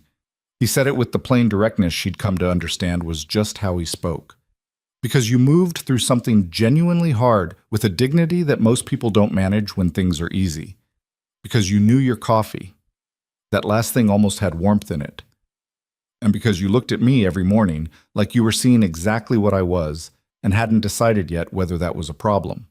And did you want me to decide it was a problem? No. Did you want me to decide it wasn't? Yes. He said it without hesitation. But I was willing to let it be whatever it was. She held his gaze. The kitchen was very warm. Her mother's voice carried from the other room, placid and conversational. A small domestic anchor in the particular unreality of standing in the kitchen of a crime lord on a Tuesday evening, having a conversation she had no good framework for. I'm not there yet, she said. I don't know what this is yet. What I am in relation to you, what any of this means. I know. But I want you to know that I'm not afraid of you. She held his look. I'm careful of you. There's a difference. There is, he agreed. And She stopped, tried again. I think I'm starting to trust you, slowly, which is not the same as trusting everything around you. He nodded once. He picked up the dish towel and folded it over the rack. That's honest, he said. I'll take honest over everything else. She moved toward the door, her hand on the frame. She looked back. Calvino, she said. Yes. Invisible Cities is not a love story. No, he agreed, It's a story about how we build imaginary places to understand the real ones. She looked at him for a long moment. Then she went to check on her mother. The call came at 2 in the morning. Emily heard it from down the hall. Not the call itself, but the aftermath of it. Adrian's voice, low and clipped, carrying through the building's quiet in fragments that didn't resolve into meaning. She sat up in bed. She listened. His voice stopped. There was movement below. More than one set of footsteps. She pulled on clothes and went to the top of the stairs. Luca was in the entry, awake and dressed, looking up at a screen mounted near the door. Adrian was coming out of the office with his jacket in his hand and his phone to his ear. He looked up when he heard her on the stairs. He ended the call. "What happened?" she said. He looked at her for a moment, that assessing calculation, weighing what to give her. She'd gotten better at reading it and at demonstrating in the way she held herself that she wanted the full version. "One of my warehouses," he said, "in Charlestown. Someone went through it tonight." Falcone. Something moved across his face, recognition, and beneath it, something sharper. "We don't know yet." He put on the jacket. "Stay in the building. Luca will be here." "Adrian." He stopped. "Was anyone hurt?" He held her gaze. "2 of my men are in the hospital. They'll be all right." The last 2 words carried something she recognized. The specific weight of a man who is giving you the best-case version because the alternative is unacceptable to him, not because he thinks you can't handle it. "It was a message," he said. "Not a full operation. Whoever it was wanted to tell me something, not start something. Not yet. But eventually, possibly, yes." She stood at the top of the stairs and looked at him in the entry below. The jacket, the phone, Luca already at the door, the machinery of his world spinning into motion at 2 in the morning the way it apparently did, the way it had before her and would continue regardless of her, the actual weight of what he was and what he carried. "Be careful," she said. It came out before she'd authorized it. It sat in the air between them, simple and unretractable. He looked up at her. "I will," he said. He went out. The door closed behind him, and the sound of it was the specific sound of a line being crossed, or not crossed, or the question of crossing continuing to exist in the space between them where it had been living for days. She stood at the top of the stairs for a while after the car pulled away. Then she went back to her room and sat on the bed with the light on and did not pretend to try to sleep. She thought about 2 men in a hospital. She thought about the Renata Group and 17 properties and a man named Vincent Falcone who was patient and methodical and apparently did not send messages without meaning them. She thought about the specific vulnerability of caring what happened to someone whose world contained this level of threat as a normal operating condition. She'd spent a year being afraid for her mother. She understood fear for someone else. She understood the way it lived in the chest, just off-center, a permanent low hum beneath everything else. She had not planned to add another name to the list. She picked up Invisible Cities from the nightstand. She'd found it that afternoon in her bag without remembering packing it, and opened it to the middle, where a folded page marked a chapter she'd read 3 times years ago and still thought about. The city does not tell its past, but contains it like the lines of a hand. She read until 3:30 when she heard the front door. She heard his footsteps on the stairs. She knew them already, their specific pace and weight. They paused outside her door. She didn't move. She didn't speak. After a moment, the footsteps continued to the end of the hallway. She closed the book. She turned off the light. She lay in the dark and listened to the building settle, and understood that whatever she'd been telling herself about keeping distance, about being careful, about not deciding anything yet, all of that was technically still true. It was just becoming, in the way that things become, harder to maintain. The morning after the warehouse, he came to breakfast looking like a man who had not slept but had no intention of showing it. That particular quality of composure that comes not from rest but from the long discipline of not allowing your state to become other people's problem. She made the coffee without comment. She adjusted the grind, finer today, because the weather had turned and the beans were responding to the humidity. She pushed his cup across the island. He looked at it. He looked at her. "How did you know to go finer?" he said. "The humidity changes how the grounds absorb water." She sat with her own cup. "How are your men?" Both stable. One will need surgery on his shoulder. Minor. His jaw tightened fractionally on the word minor in a way that said the word was doing a lot of work. I spoke with both of them this morning. Good. She drank. Did you find out who was responsible? We're working on it. Do you think it was Falcone? He held his cup and seemed to be doing that calculation again. How much? How directly? She let the silence have its space. There was a signature, he said finally. Not a name. A method. The way the warehouse was entered, the specific things that were disturbed and the things that weren't. It's a style. He looked at the counter. I've seen it before, 12 years ago, in a situation in Providence that involved the same network before it relocated to New York. So it was Falcone. Almost certainly. And the message. He looked up. The message is that he's been inside my operation longer than I realized. He knows which warehouse, the layout, the shift schedule. He knows things he shouldn't know unless someone told him. He said it steadily, but there was something in the steadiness that told her what the steadiness was covering. Not fear, but something heavier. Someone inside my organization gave him that information. She looked at him. A traitor. Yes. The word landed in the warm kitchen with the weight of something that had no comfortable place to rest. She watched him absorb it. Not dramatically, not with the performance of a man betrayed, but with the quiet, directed intensity of someone who had already begun moving the problem from the category of shock into the category of resolution. How many people knew about that warehouse, she said. Specifically that warehouse, that shift. He considered. 12, possibly 13, including a contact outside the inner structure. And you trust all of them? I trusted all of them yesterday. She looked at her coffee. She thought about what it must be like to build something over years, loyalty, structure, trust distributed carefully and deliberately, and then discover that somewhere in it, something had gone wrong. Not an external attack, but an interior one.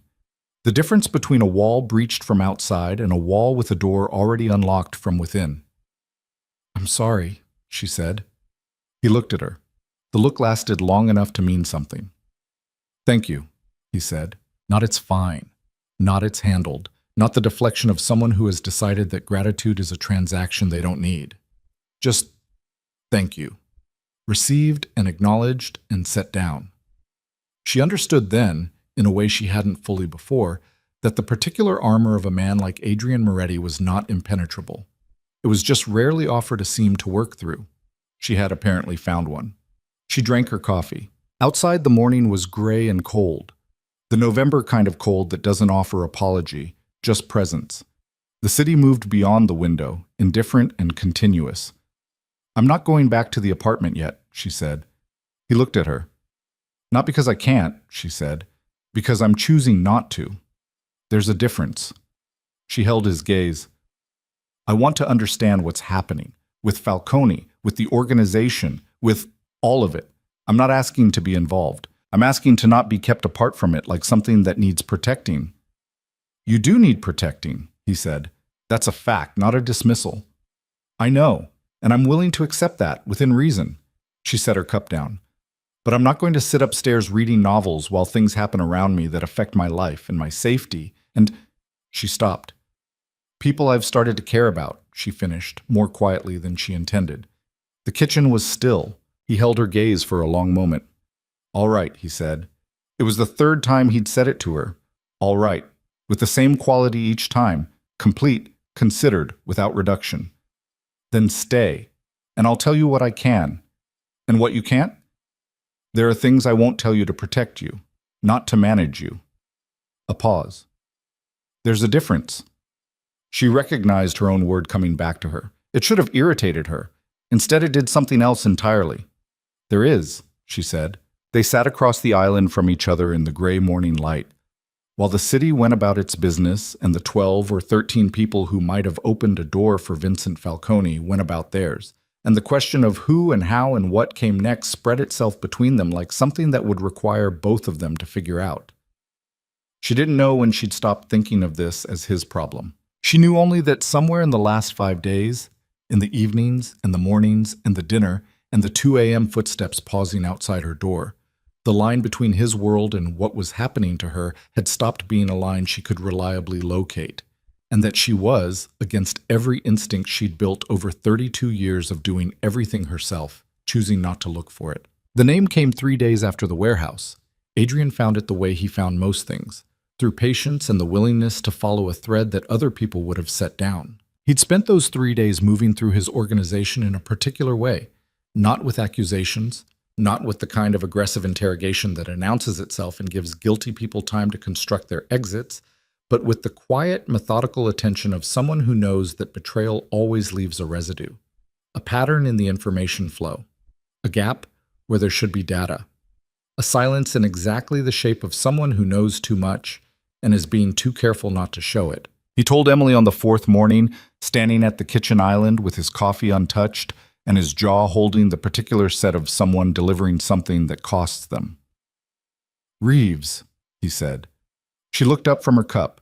She'd learned the names over the past week, not because he'd made her memorize them, but because she'd listened and retained, the way she'd always retained things, quietly and without announcing it. Reeves was 31. He'd been with the organization for 4 years. He managed logistics for the Charlestown operation and had, according to what Adrian had shared in the evenings over the kitchen table, been considered for a senior role in the restructured hierarchy Adrian had been planning before Falcone made restructuring urgent. "How did you find out?" she said. The pattern of what Falcone knew. He picked up his coffee, held it. Specific things were compromised that only intersected at one point in the organization. I mapped the information flow backward.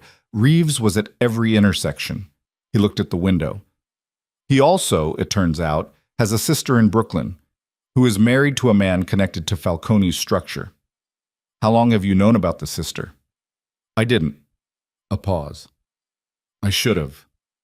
She heard the weight in those 3 words. Not self-flagellation, that wasn't his way, but honest accounting. The specific admission of someone who holds themselves to a standard and does not exempt themselves from it when they fall short. "What happens to him?" she said.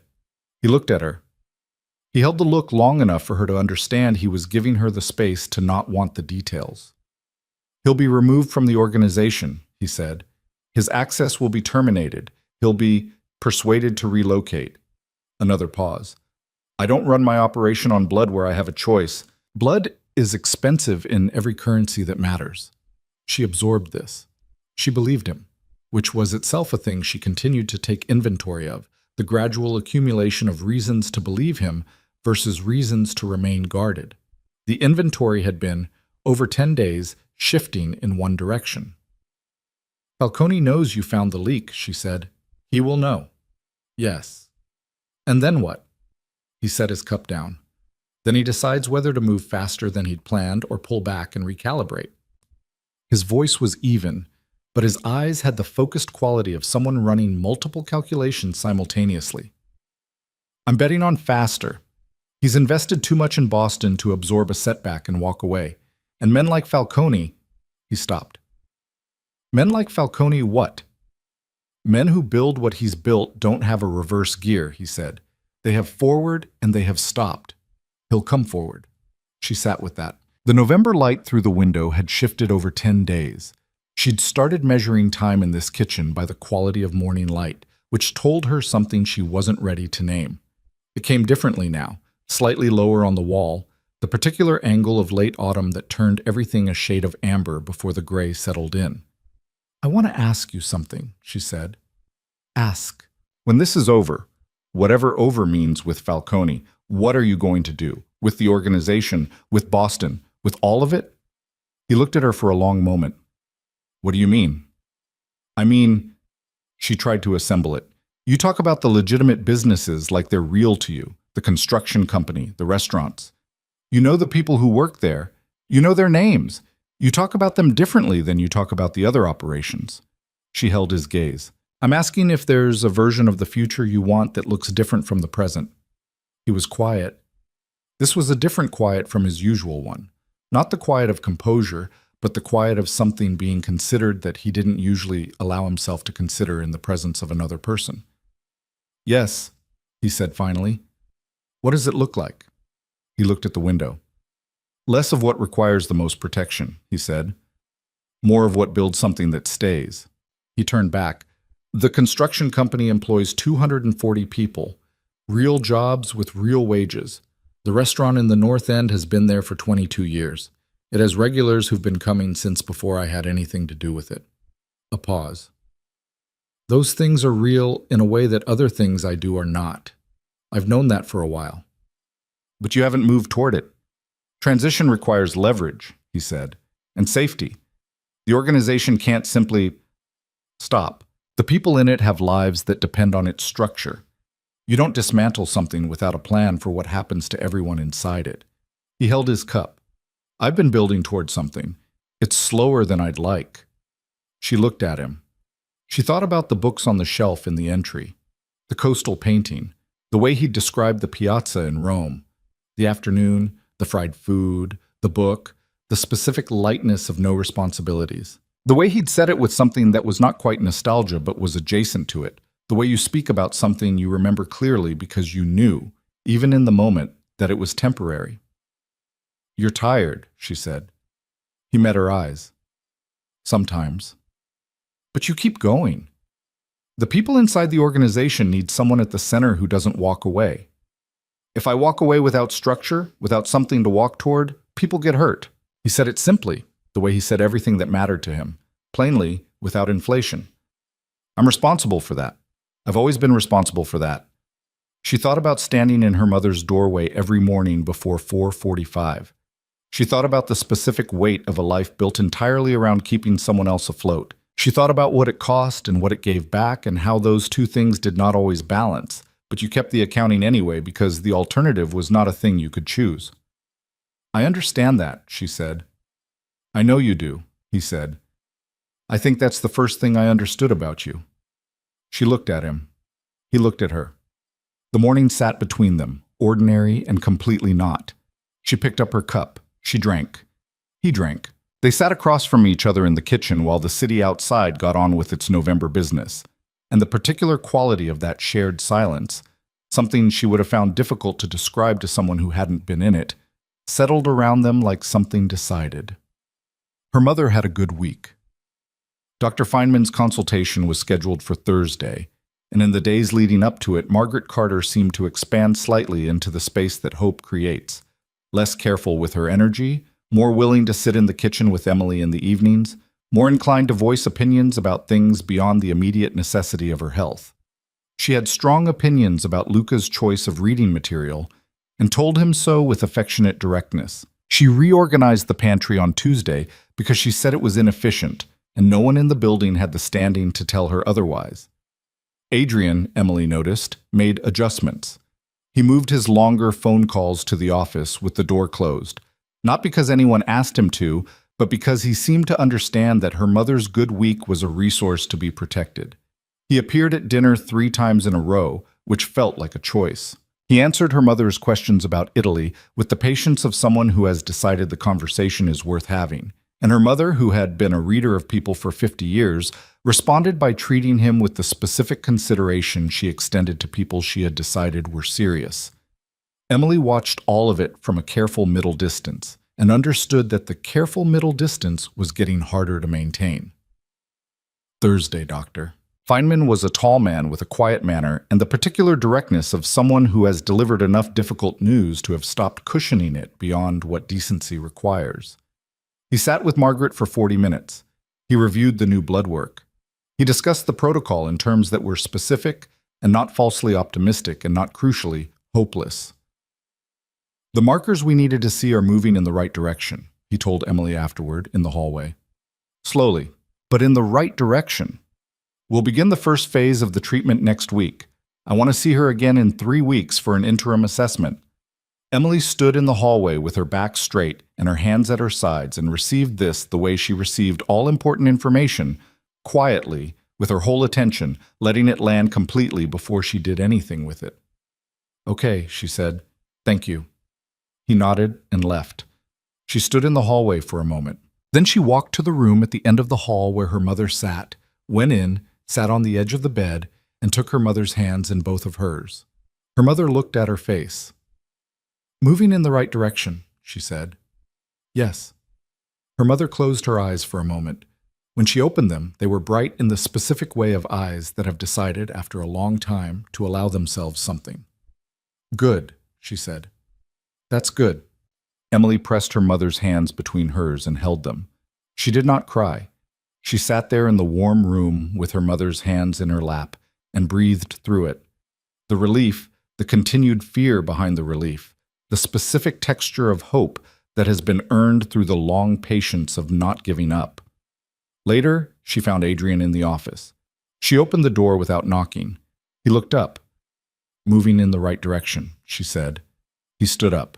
But he crossed the room in 4 steps, and he put his arms around her, simply, completely, with the directness that was just how he was.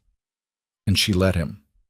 She stood in the circle of his arms with her face against his shoulder and felt, for the first time in longer than she could clearly remember, the particular relief of not having to hold the entire weight by herself. She didn't cry. She just breathed. He held her without speaking. No words that tried to match the moment. Just the steady warmth of his arms and the quiet of the room and the city beyond the window going about its oblivious continuity. After a while, she stepped back. She looked at him. He looked at her. And what was in his face was the thing she'd been watching arrive for 10 days through 12 mornings and late-night kitchens, and the accumulated patience of 2 people who both knew how to wait for something real. She didn't say anything, neither did he. She went back down the hall to her mother.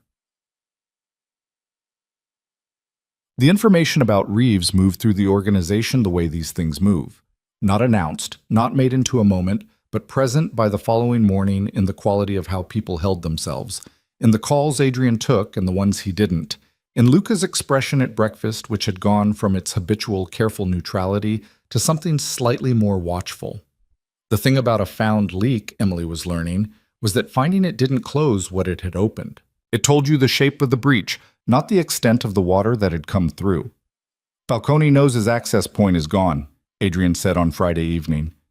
They were in the kitchen again. They were often in the kitchen. She'd begun to understand it was the room in the building that most resembled neutral ground, where the usual formalities of his world had the least purchase and the most ordinary things happened. He'll accelerate. How soon? My read is within 2 weeks. He needs to move before I can consolidate the gaps Reeves left. He had a glass of water in front of him, which she'd noticed he preferred to anything stronger when he was working through something serious. He's also going to look for a different kind of leverage. She looked up from the counter where she'd been sorting the week's pharmacy receipts, a habit she'd maintained even here, the precise accounting of what was being spent and on what, the small management of the territory she'd kept as her own. What kind of leverage? She said. He looked at her. That particular look, the one she'd learned to read as him deciding between versions. Me, she said. He'll use me. Possibly. Don't possibly me. It's the obvious move. You intervene publicly for me. You have me in your residence. In whatever world he's operating in, that means something specific. He held her gaze. Yes, he said. It does. What does it mean specifically in that world? It means you're someone I've decided matters to me. He said it with perfect directness, not as a disclosure, but as a strategic fact and a personal one simultaneously, both of which he seemed to have made peace with at the same time. In this world, people who matter to me are points of pressure. Falcone is experienced enough to know that, and ruthless enough to use it. She set down the receipts. She turned to face him fully. Then we should talk about what that means. We should. For my safety, specifically. Not generally. Specifically, what does staying here mean? What does going back mean? What are the actual risks either way? He nodded.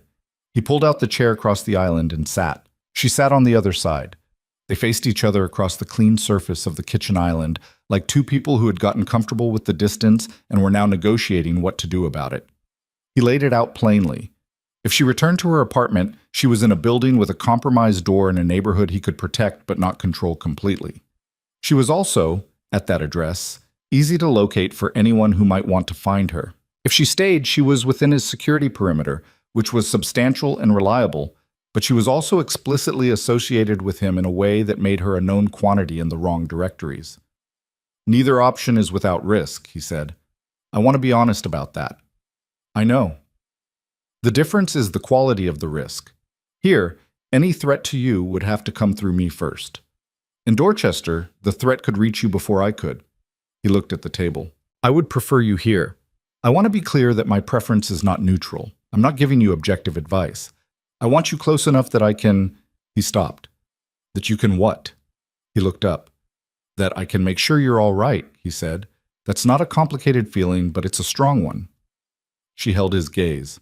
The kitchen was very warm. Outside, the November dark had come early, the way it does in the second half of the month, and the window above the sink showed her their reflection again, both of them at the table, closer than the early days, the distance between them a different kind of distance from what it had been.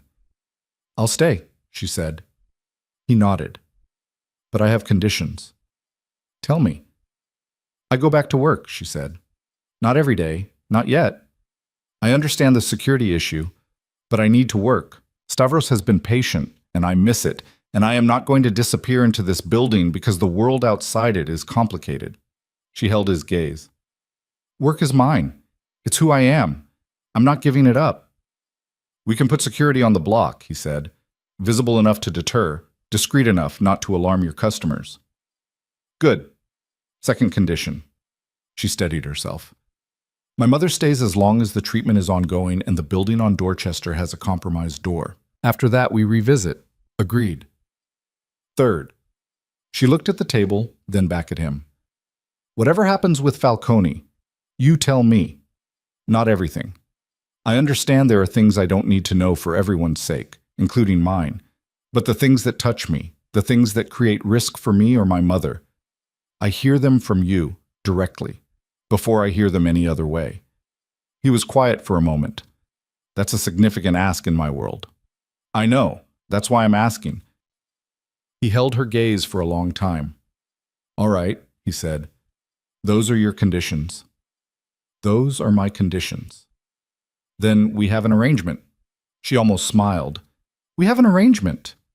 The kitchen settled around them. He reached for his water glass.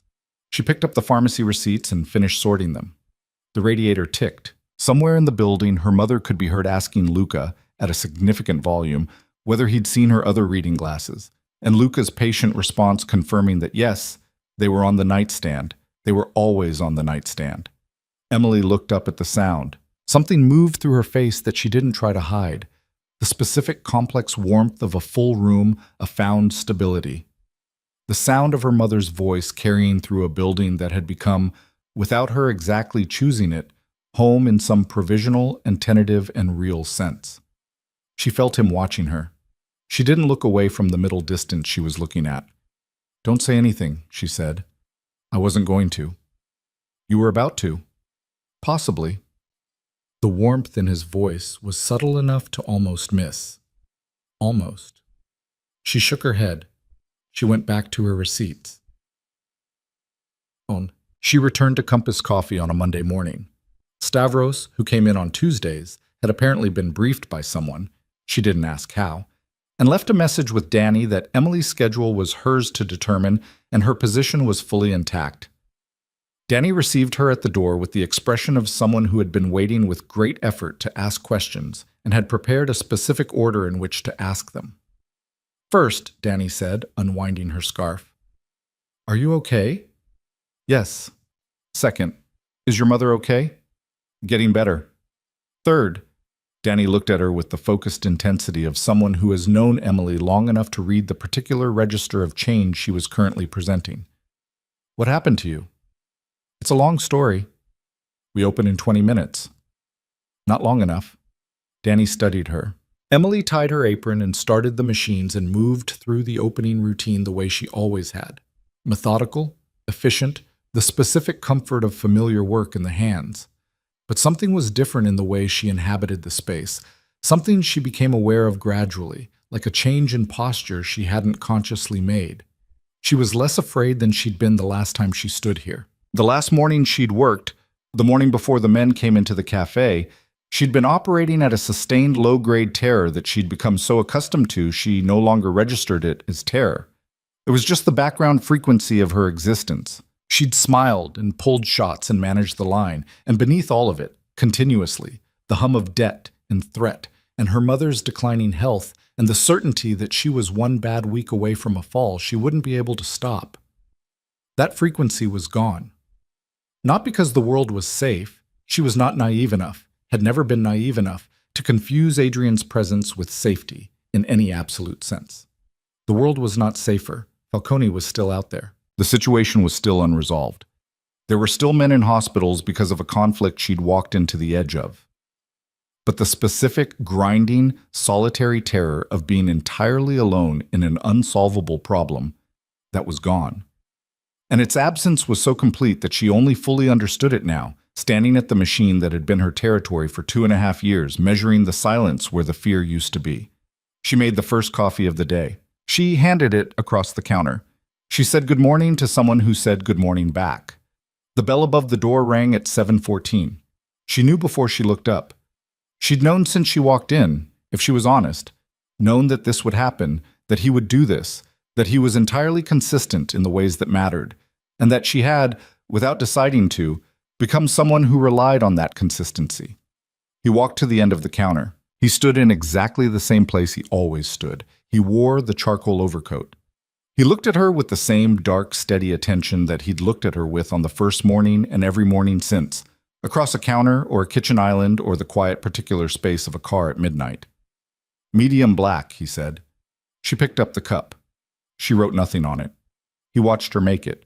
She tamped the grounds, locked the handle, hit the button. She watched the extraction and adjusted the yield by a fraction because the morning humidity had shifted the grind slightly and she'd compensated for it before she'd consciously registered compensating. She slid the cup across the counter. He picked it up, held it. "You adjusted for the humidity," he said. "I always do." "I know." He looked at the cup and then at her. "You look different." "Good different or bad different?" "Like someone who slept," he said. "For more than 5 consecutive hours. For the first time in a while." 7 hours, she said. "Don't make it into something." "I'm not making it into anything." He took his coffee to the corner table, the table with the view of both the door and the street window, where he'd sat every morning she'd known him. She watched him go and then turned back to the counter because the line was building and she had work to do. Danny appeared at her elbow 30 seconds later. "Who is that man?" Danny said, very quietly, in the specific register she used when she wanted no one else to hear. "A regular," Emily said. "He is looking at you. He looks at everything." "He is looking at you specifically, Emily, in the way that a person looks at something they have decided is theirs and are not particularly worried about who notices." Emily pulled a shot. "Make the oat milk latte for the woman in the blue coat," she said. "She's been waiting 4 minutes."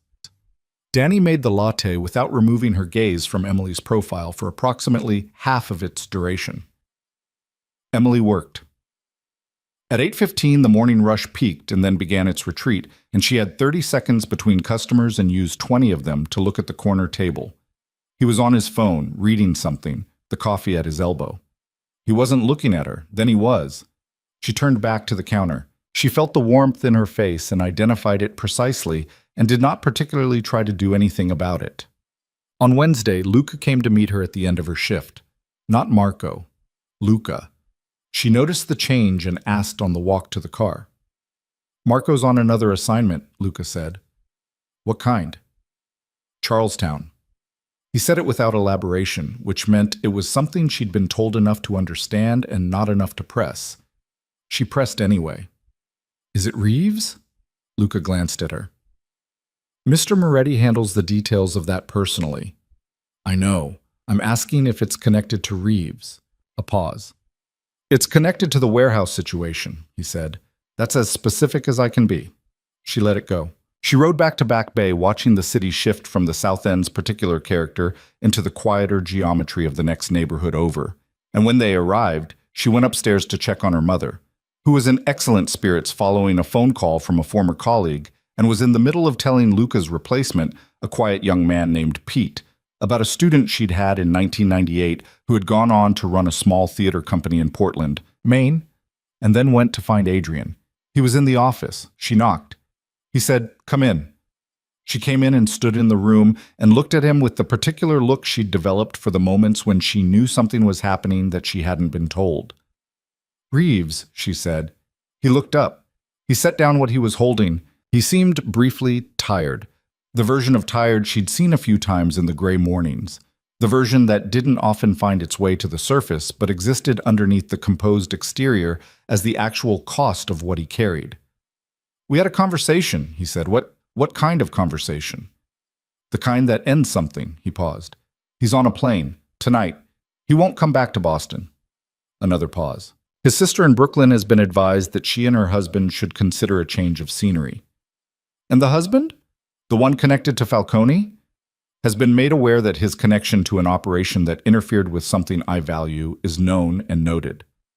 He said something I value with the same plainness he said everything, and she filed it away in the place where she kept the things he said that cost him something to say. The message moves up the chain. Falcone now knows the leak is closed, identified, and addressed. He knows that I know he's been inside my structure. Which brings us back to what you said. He moves faster. Yes. She looked at him. The office was quiet. One of the screens was running a map she could see from the doorway. She'd started being able to read these, the points on it that indicated location of people or operations, the way a color change indicated something changing. She'd asked him once whether she was supposed to be able to read it, and he'd said she was allowed to know what she was looking at, which was the most permission-granting thing he'd ever said to her. "How are you?" she said. He looked at her as if the question had arrived from an unexpected direction. He stopped. He seemed to actually consider it, rather than producing the answer he gave to most people. "Managing," he said finally. "There's a version of this situation I'd like to reach, and there's work between here and there. I've been through worse." "That's not what I asked." He looked at her. "I asked how you are," she said. "Not how the situation is." He was quiet for a moment. The map on the screen moved slightly.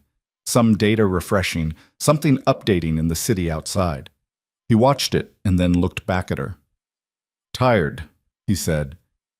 "And," he paused again, "better than I was 2 weeks ago." "Better because of the situation?" "Partly." He held her gaze. "Partly other reasons." She stood in the doorway for another moment. Then she came fully into the room. She sat in the chair on the other side of the desk, the same chair as the first night, 3 weeks ago, when she'd sat across from him and asked him to explain what he was. She sat in it the way you sit in a chair that has become familiar. "Tell me what you need to do next," she said. "With Falcone. Not all of it. Just the next piece." He looked at her. Something settled in his face. Relief, maybe, or the version of it that a man like him allowed himself to show, which was just a small reduction in the weight he carried behind his eyes. "I need to find where he's operating from in Boston," he said. "The properties he's acquired are fronts. Somewhere in the city, he has a physical base of operation. People, vehicles, equipment. He can't run a displacement campaign from New York. He's here already. I need to find where." "Can you?" "I have 3 people working on it. 2 former contacts who track property usage in Charlestown and East Boston. 1 person in the logistics network who sees vehicle patterns." He leaned back in his chair. "It will take a few days." "And in those few days?" "In those few days, I keep the organization stable, keep my people informed without alarming them, and make sure that the things and people I care about are protected." He held her gaze. "Both of those last things," he said quietly. She understood that he meant her mother. She understood he also meant her. She understood that these were, in his particular economy of words, significant things to say, and she received them as such. "Okay," she said. "Then let's figure it out." He looked at her. That look she had assembled over 3 weeks of careful study, the look that contained things he hadn't learned yet how to say in the daylight. "You said let's," he said. "I know. You said let's," he said again. Not with surprise, but with the specific attention of a man holding a word up to the light. "I'm aware of what I said." She held his gaze. "Don't make me say it again." He didn't make her say it again. He pulled the second chair around to his side of the desk, which was an invitation she recognized as a significant one. and opened the map on the larger screen, and she came around and sat beside him in the warm light of the office, while the city moved outside and the distance between what they were and what they were becoming compressed itself quietly and without ceremony into something neither of them yet had a clean name for, but both of them, unmistakably, recognized. It was 9 days after the warehouse when Luca knocked on her door at midnight. She'd been awake. She'd gotten better at sleeping, but not entirely at sleeping through the particular quality of late-night stillness that preceded important things. She opened the door before his second knock. His face told her everything before he spoke. "They found your mother," he said. The words arrived and her body processed them before her mind did. A physical event, a drop in the floor, a coldness moving from her chest outward. "What?" she said. The word came out flat. A contact of Falcone's made a call to Dr. Feynman's office this afternoon, requesting information about a patient named Margaret Carter. Feynman's receptionist, she didn't know. She confirmed the name was in the system. He said it quickly, the way you say something that has to be said. The contact used a cover story, medical records request from an insurance company. But Feynman flagged it. Dr. Rice flagged it when Feynman mentioned it to her this evening. She called Mr. Moretti 40 minutes ago.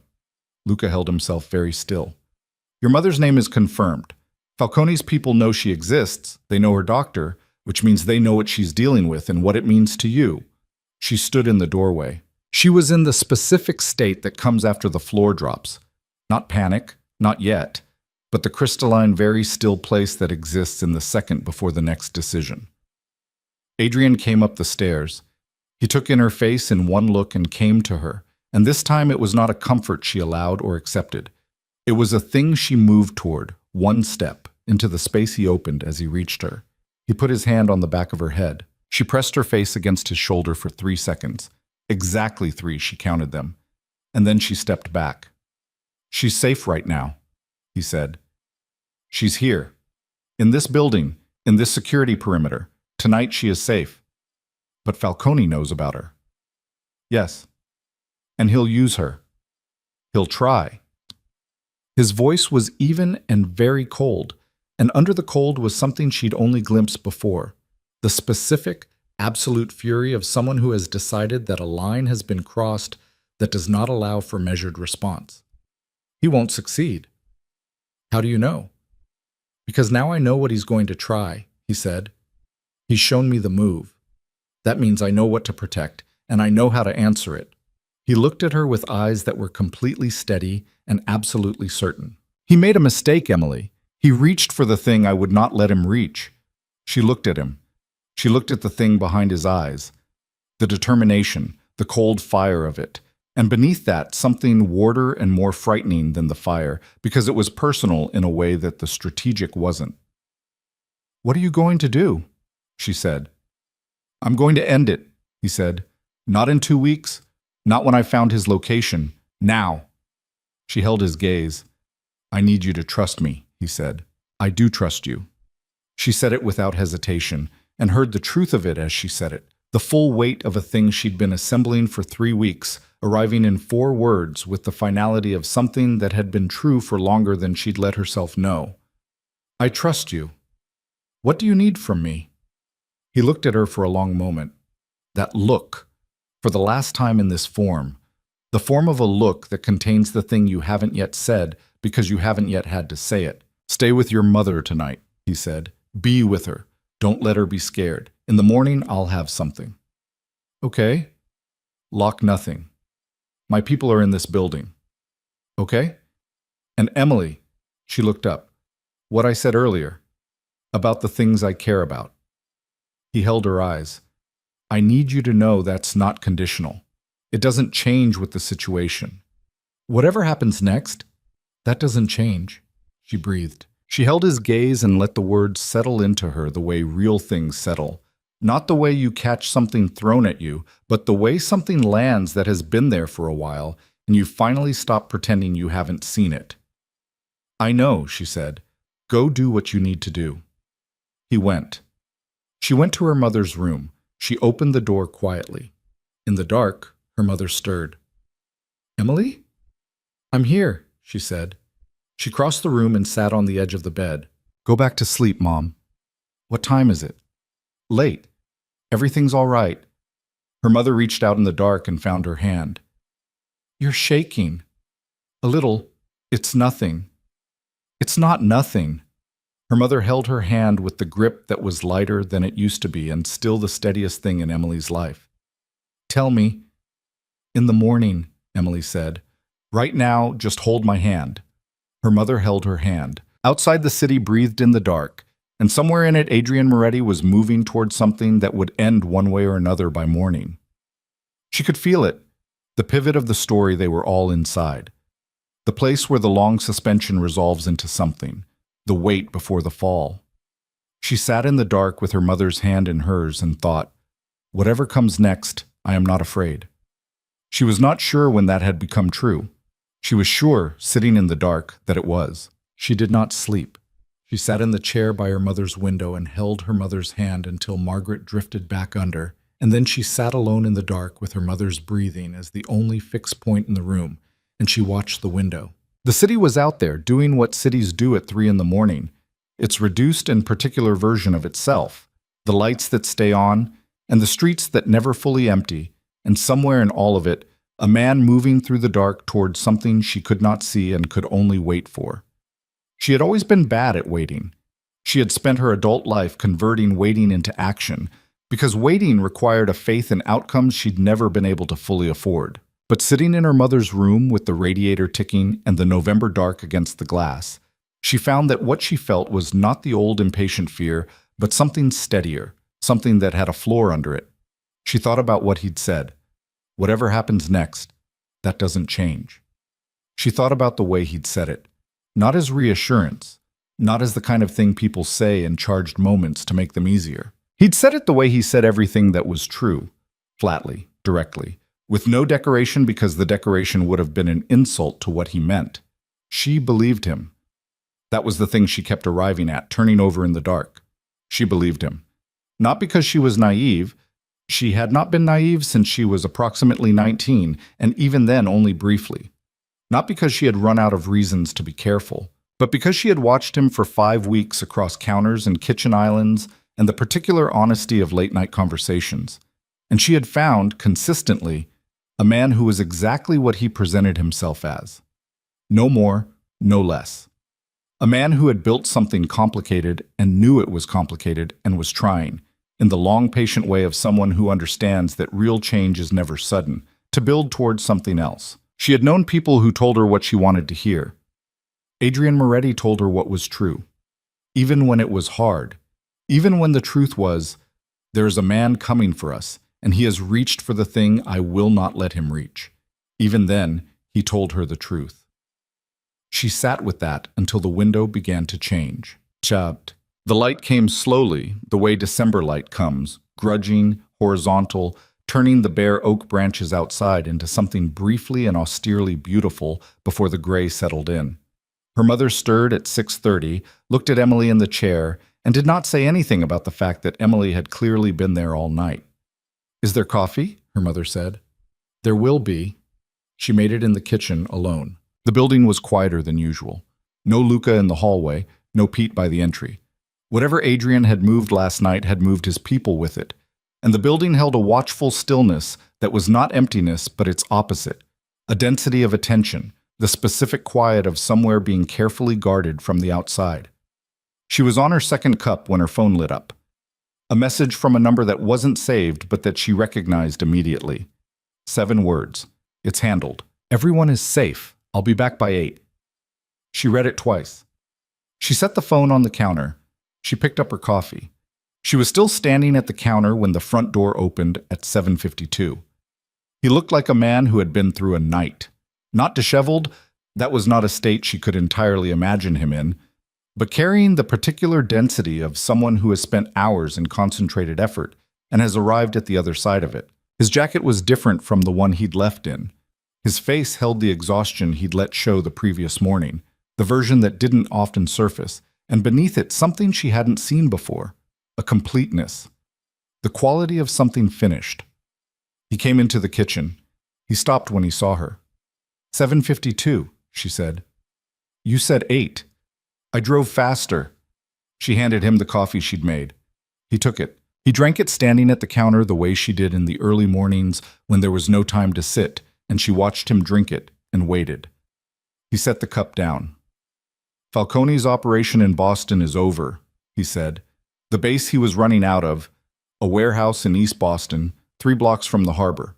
We located it at 2 in the morning. We went in at 3. He said we went in with the flat precision of someone reporting facts, not performing them. His people were there, 12 of them. No one was killed.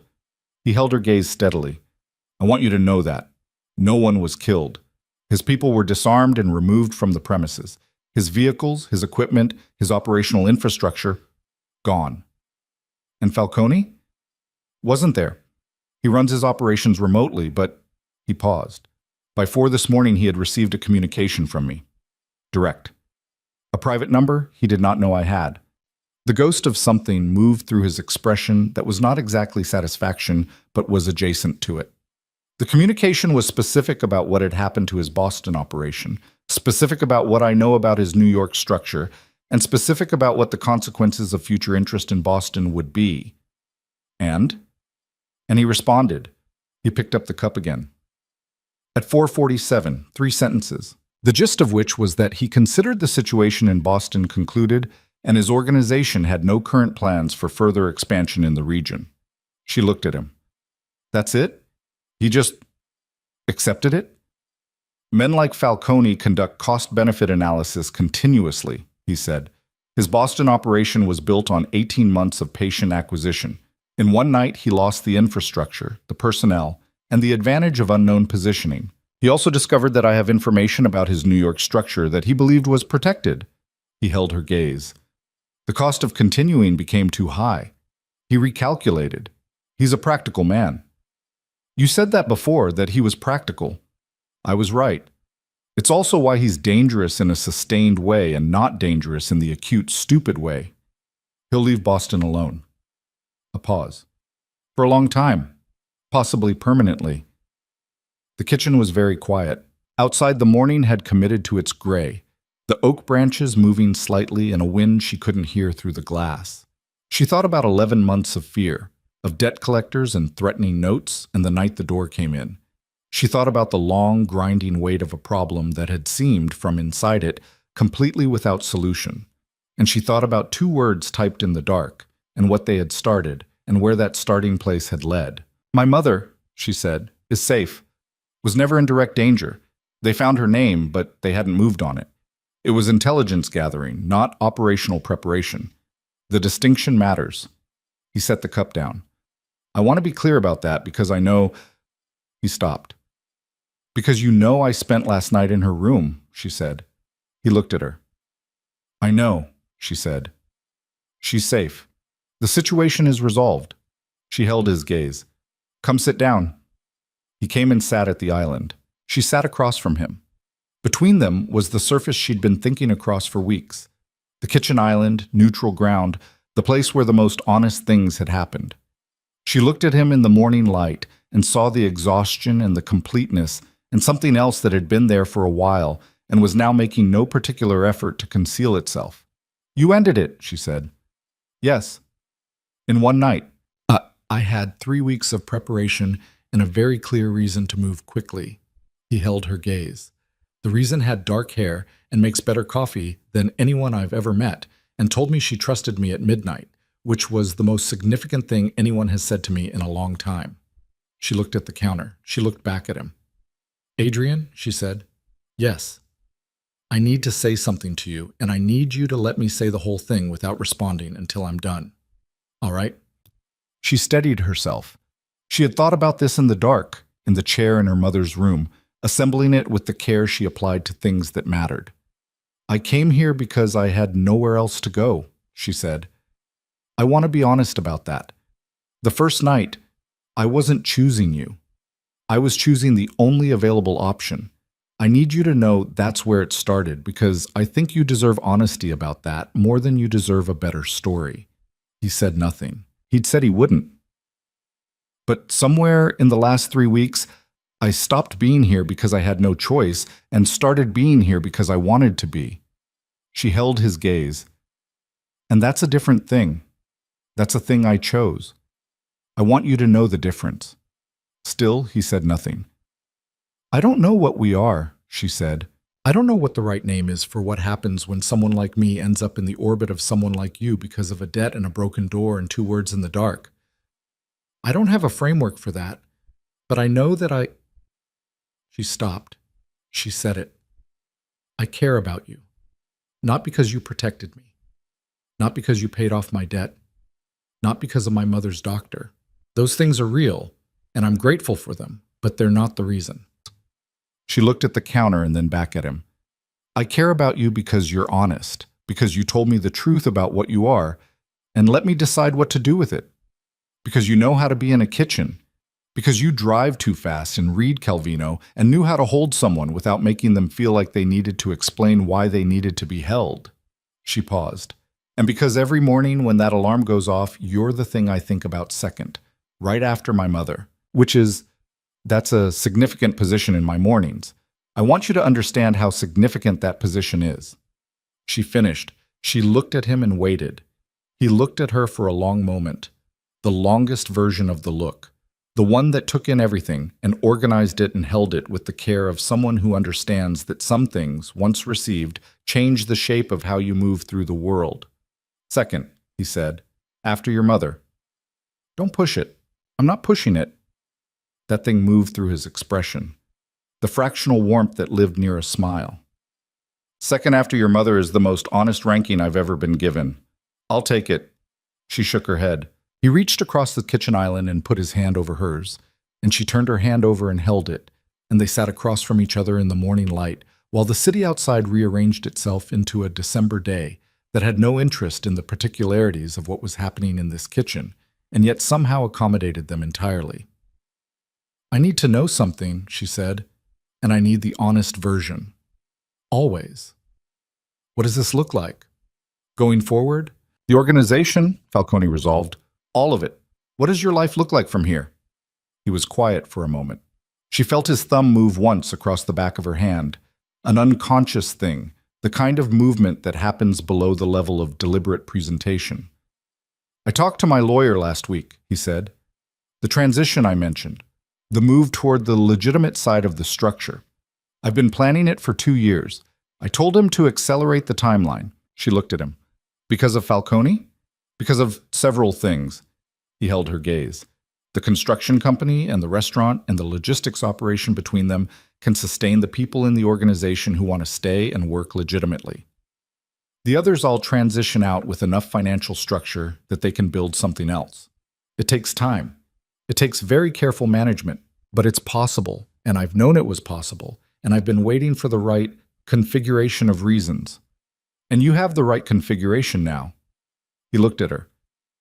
I have a very compelling reason to want a different kind of life than the one I've been living, he said. Yes. She held his hand and looked at the window and thought about the last 11 months. The debt and the fear and the grinding weight of impossible problems. Her mother's illness and the medications lined up on the nightstand and the alarm at 4:45 and half a banana and coffee reheated from yesterday. All of it had been real. All of it had been hers. She had not been rescued from it. She had moved through it with her own hands and her own stubbornness and one desperate message in the dark that she'd had the terrifying good sense to send.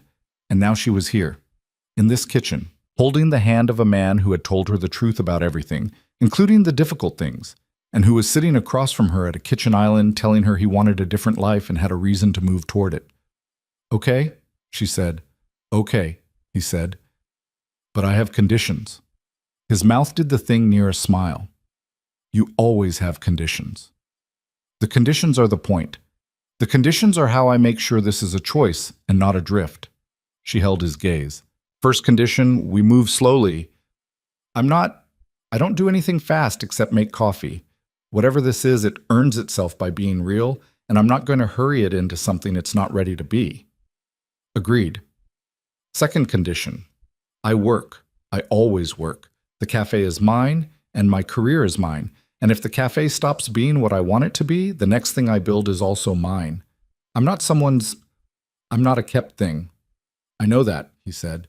I have never wanted you to be anything other than exactly what you are. She looked at him. I know, she said quietly. That's one of the reasons we're having this conversation. Third condition, he said before she could. She raised her eyebrows. My third condition, he said. If you're going to be in my life, actually in it, not adjacent to it, then we're honest with each other about the hard things. When I'm managing something and it affects you, you hear it from me. When you're afraid or overwhelmed or angry, you tell me instead of managing it alone.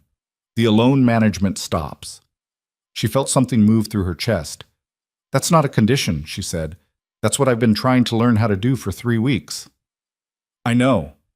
I'm making it a condition so we both hold each other to it. She looked at their hands on the counter.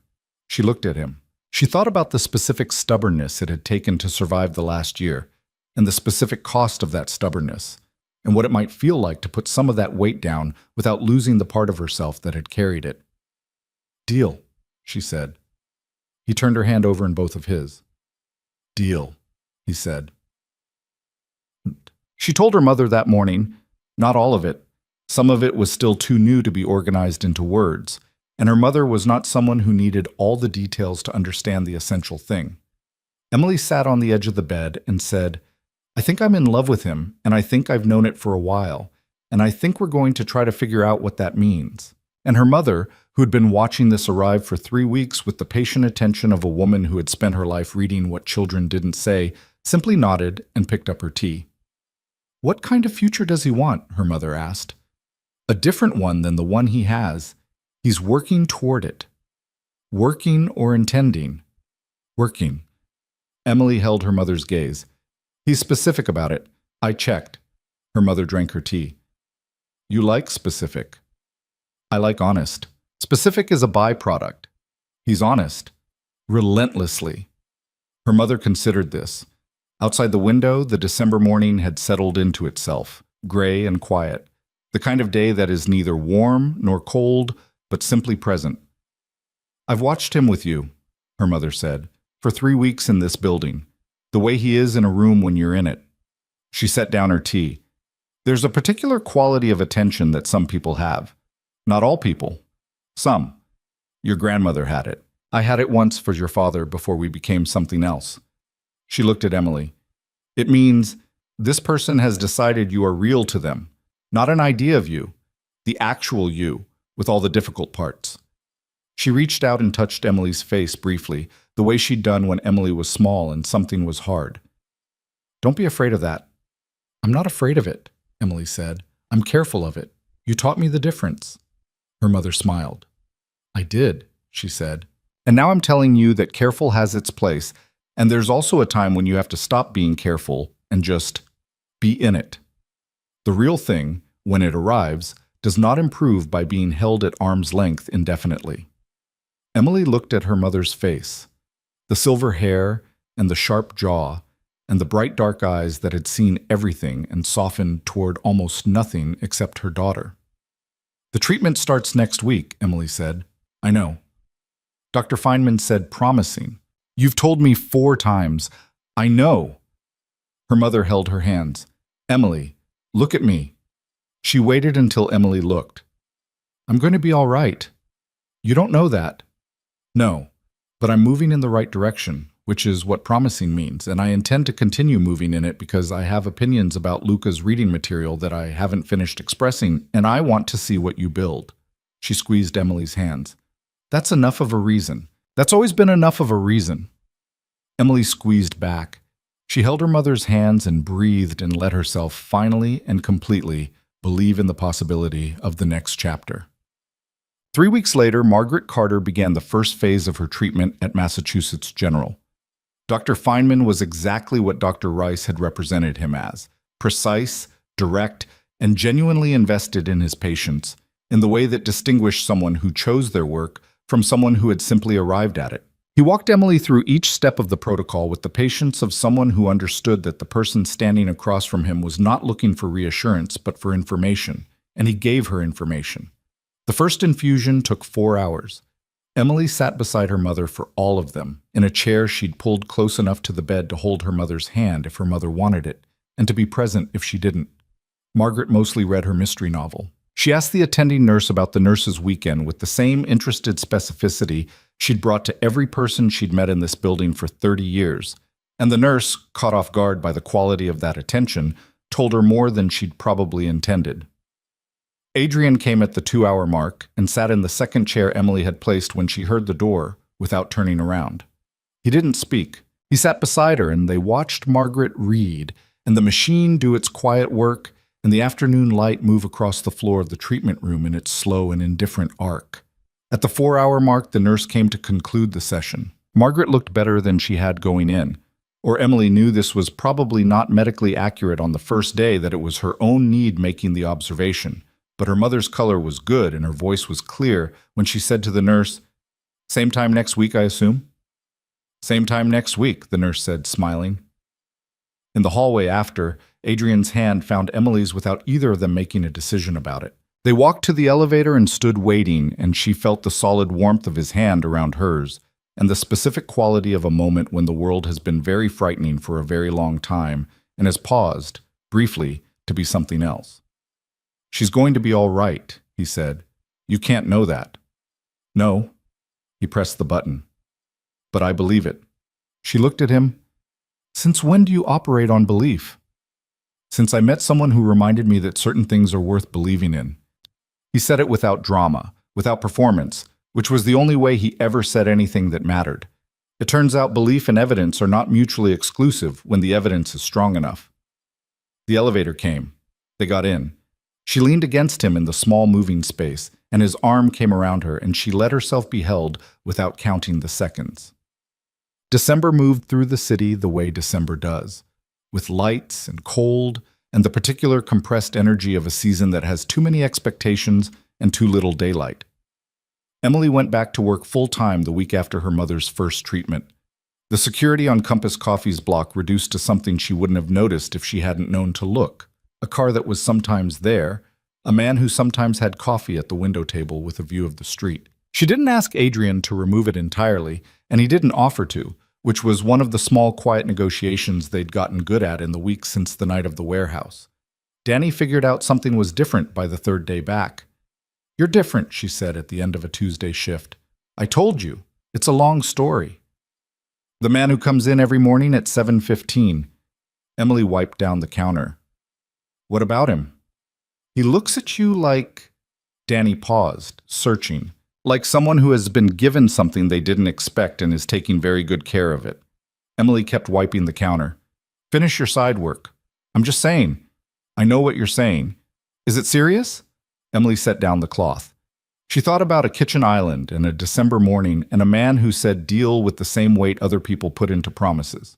She thought about conditions negotiated honestly, about the difference between being careful and being in it, about what her mother had said about the actual you with all the difficult parts. "Yes," she said. "It's serious." Danny's face did something expansive and satisfied. "Okay," she said. "Okay. I just needed to know." "You didn't need to know. You wanted to know." "Both." Danny untied her apron. "He's good to you?" Emily looked at the clean counter. She looked at the cafe. The blue sign, the fogged windows, the pastry case, and the machine, and the space she'd built her professional life inside of for 2.5 years. The space that had been her most constant thing and still was, just differently now, within a larger constellation of constants. "Yes," she said. "He's good to me." The conversation about the organization happened in January, on a Sunday, in the kitchen that had by then become the room where the real things happened. Adrian had spent 2 months in the methodical work of restructuring. She knew this in the way she knew all the operational things now, not completely but enough, the outline of it clear even when the details were closed to her. He'd brought in a lawyer from New York, a woman named Castillo, who had the specific manner of someone who had spent a career building legitimate structures out of complicated origins and had developed, in the process, a kind of specialized genius for it. He'd had conversations with the people in the organization one by one, the conversations that determined who wanted to stay and build something legal and who needed to be moved out with the financial support to find something else. He'd done it slowly and without announcement, the way you do things when the stakes of doing them wrong are high. He told her the specific shape of it on the Sunday because she'd asked, and because they'd made a condition of honesty, and because she was in it now, and being in it meant knowing the things that were real. The construction company is fully legitimate, he said. Has been for 4 years. The restaurants operate completely above board. The logistics company is the most complex. There are contracted elements that need to be extricated carefully. He held his coffee. Castillo estimates 18 months to complete the full transition. The organization, in its current form, will stop existing in approximately that time frame. Emily looked at him. And the people who don't want to build something legitimate? 14 people have chosen to move on. I've given each of them enough to start somewhere else cleanly. He said it steadily. I owe them that. They built what I built alongside me. The fact that I'm choosing a different direction doesn't eliminate that debt. No, she said. It doesn't. He held her gaze. I wanted to tell you the whole shape of it, he said. Not just the pieces, the whole thing. Thank you, she said, for telling me. I told you I would. I know, I'm still thanking you. She held her cup. 18 months. Give or take. What does it look like at the end of 18 months? He looked at the window. The January light was thin and clean, the winter version that cuts rather than warms but shows you things clearly. A construction company that builds things people actually need. The restaurant group. I want to expand it. The North End place has been stable for 22 years. There's an opportunity in the South End. He paused. I've been thinking about a foundation, something structured around the neighborhoods we operated in. Job training, legal resources for people who got into trouble the way some of my people got into trouble. Young. He said the last word with a weight that she understood was personal. She looked at him. A foundation. A small one to start. I know the landscape. I know who needs what in those neighborhoods because I've been there for 15 years. He looked at the table. I'd like to do something with that knowledge that isn't what I've been doing with it. She held her coffee and looked at this man, this specific, complicated, honest, careful man, and felt the full weight of what she'd allowed herself to believe in. I want to be involved, she said, in the foundation, when it's ready. I know those neighborhoods too. I know what's missing because I grew up without it. He looked at her. You're sure? I'm sure. It's the kind of thing I've thought about doing something toward for years without knowing what the something was. She held his gaze. I'm not asking to be given a role. I'm saying I want to build something with you. That's different. Yes, he said. It is. So. He set his cup down and looked at her with the directness she had grown over 4 months, from something that unsettled her into something she reached for. We build it together. Together, she said. She reached across the island and he took her hand the way he'd taken it in the hospital corridor. Simply, without ceremony, the way you hold something real. The last morning of January, Emily woke at 4:45. She lay still for 30 seconds the way she always had, feeling the shape of the day before it started. Then she got up. She went to the kitchen. She ground the coffee to the right coarseness for the morning's humidity, heated the water to 2 degrees below where cheaper places would have left it, made 2 cups. She heard his footsteps on the stairs before she'd finished. He came in still half in sleep, which was a version of him she'd been collecting. These small, unguarded moments that arrived in the early mornings before the day had fully assembled itself. He sat at the island. She slid his cup across to him. He held it with both hands and didn't say anything for a moment. And she stood on the other side with her own cup, and they looked at each other in the winter-dark kitchen while the radiator ticked and the city waited outside and the day had not yet made any demands. Your mother's appointment is at 2, he said. I know. Dr. Feynman wanted to discuss the interim markers. I know. He called me yesterday. She held her cup. The markers are good. Better than the last assessment. He looked at her. Better. His word was significantly. She held his gaze. He said significantly better. Adrian set down his cup. He looked at the counter for a moment and she saw it move through him. Relief, the specific kind that has been held compressed for a long time and needs a moment to find its shape. Good, he said. It came out slightly unsteady, which was the most unsteady she'd heard him. Yeah, she said. Good. She came around the island. She stood in front of him and put both hands on either side of his face the way she'd been wanting to and hadn't let herself, and she looked at him.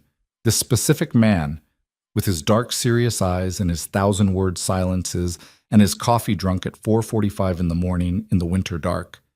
And she kissed him. It was a real kiss, the kind that doesn't announce itself with performance, but arrives with the weight of everything that precedes it. 4 months of mornings and kitchen islands and late-night conversations and the slow, careful, deliberate building of something real between two people who both understood what it cost to trust another person and did it anyway. He kissed her back with the same quality he brought to everything that mattered to him. Complete and honest and without holding anything back. When they separated, she kept her hands on either side of his face and looked at him. "Second," he said quietly, "after your mother. Don't push it." "I'm not pushing anything." That thing moved through his face. The full version this time, not fractional. He was smiling. She had not seen him actually smile before, and she registered it now, the way you register a thing that changes the face of something familiar into something new, something you realize you've been waiting for without knowing. "I'm just noting my position." "Your position is noted," she said. She stepped back. She went back to her side of the island. She picked up her coffee. "We should be there by 1:30, she said. "Traffic on the expressway." "I'll drive." "You always drive too fast." "I've never been late," he said. "That's not the same thing." He held his cup. He looked at her with his settled, dark attention. The same look from every morning for 4 months, across every version of the distance between them, arrived now at this. Two people in a kitchen in the early dark, drinking coffee they'd made together, in the particular and sustaining warmth of something that had been built carefully enough to last. "No," he said. "It's not. But it's the outcome that matters." She looked at him. She thought about 11 months ago, standing in the cold of a Dorchester kitchen at 4:45 with half a banana and yesterday's coffee and the weight of a world she was carrying entirely alone. She thought about 2 words typed in the dark. She thought about all the ways that one choice, the terrifying, dignity-stripping, absolutely necessary choice to ask for help, had moved through everything that followed like a current, reshaping the landscape by degrees until she was standing here, in this kitchen, in this life, in this morning. She thought about what she'd told her mother in the chair by the window. "I'm not afraid of it." She wasn't. She was in it, fully, with both hands, with the same stubbornness she'd brought to everything that mattered. Not dissolved into it, not lost in it, but present in it the way a person who knows their own weight can be present in something large without being consumed. "Second," she said very quietly. He looked at her. "Right now," she said, "in this particular moment, you might be first." He looked at her for a long time. "Don't tell your mother," he said. She laughed. A real one, surprised out of her, the kind that begins before you can decide about it. She pressed her hand over her mouth and he watched her laugh with the expression of someone receiving something they didn't know they needed. "Drink your coffee," she said when she could. "We have to leave by 1:15. 1 o'clock. 1:10. Adrian. 1:05, and that's my final offer."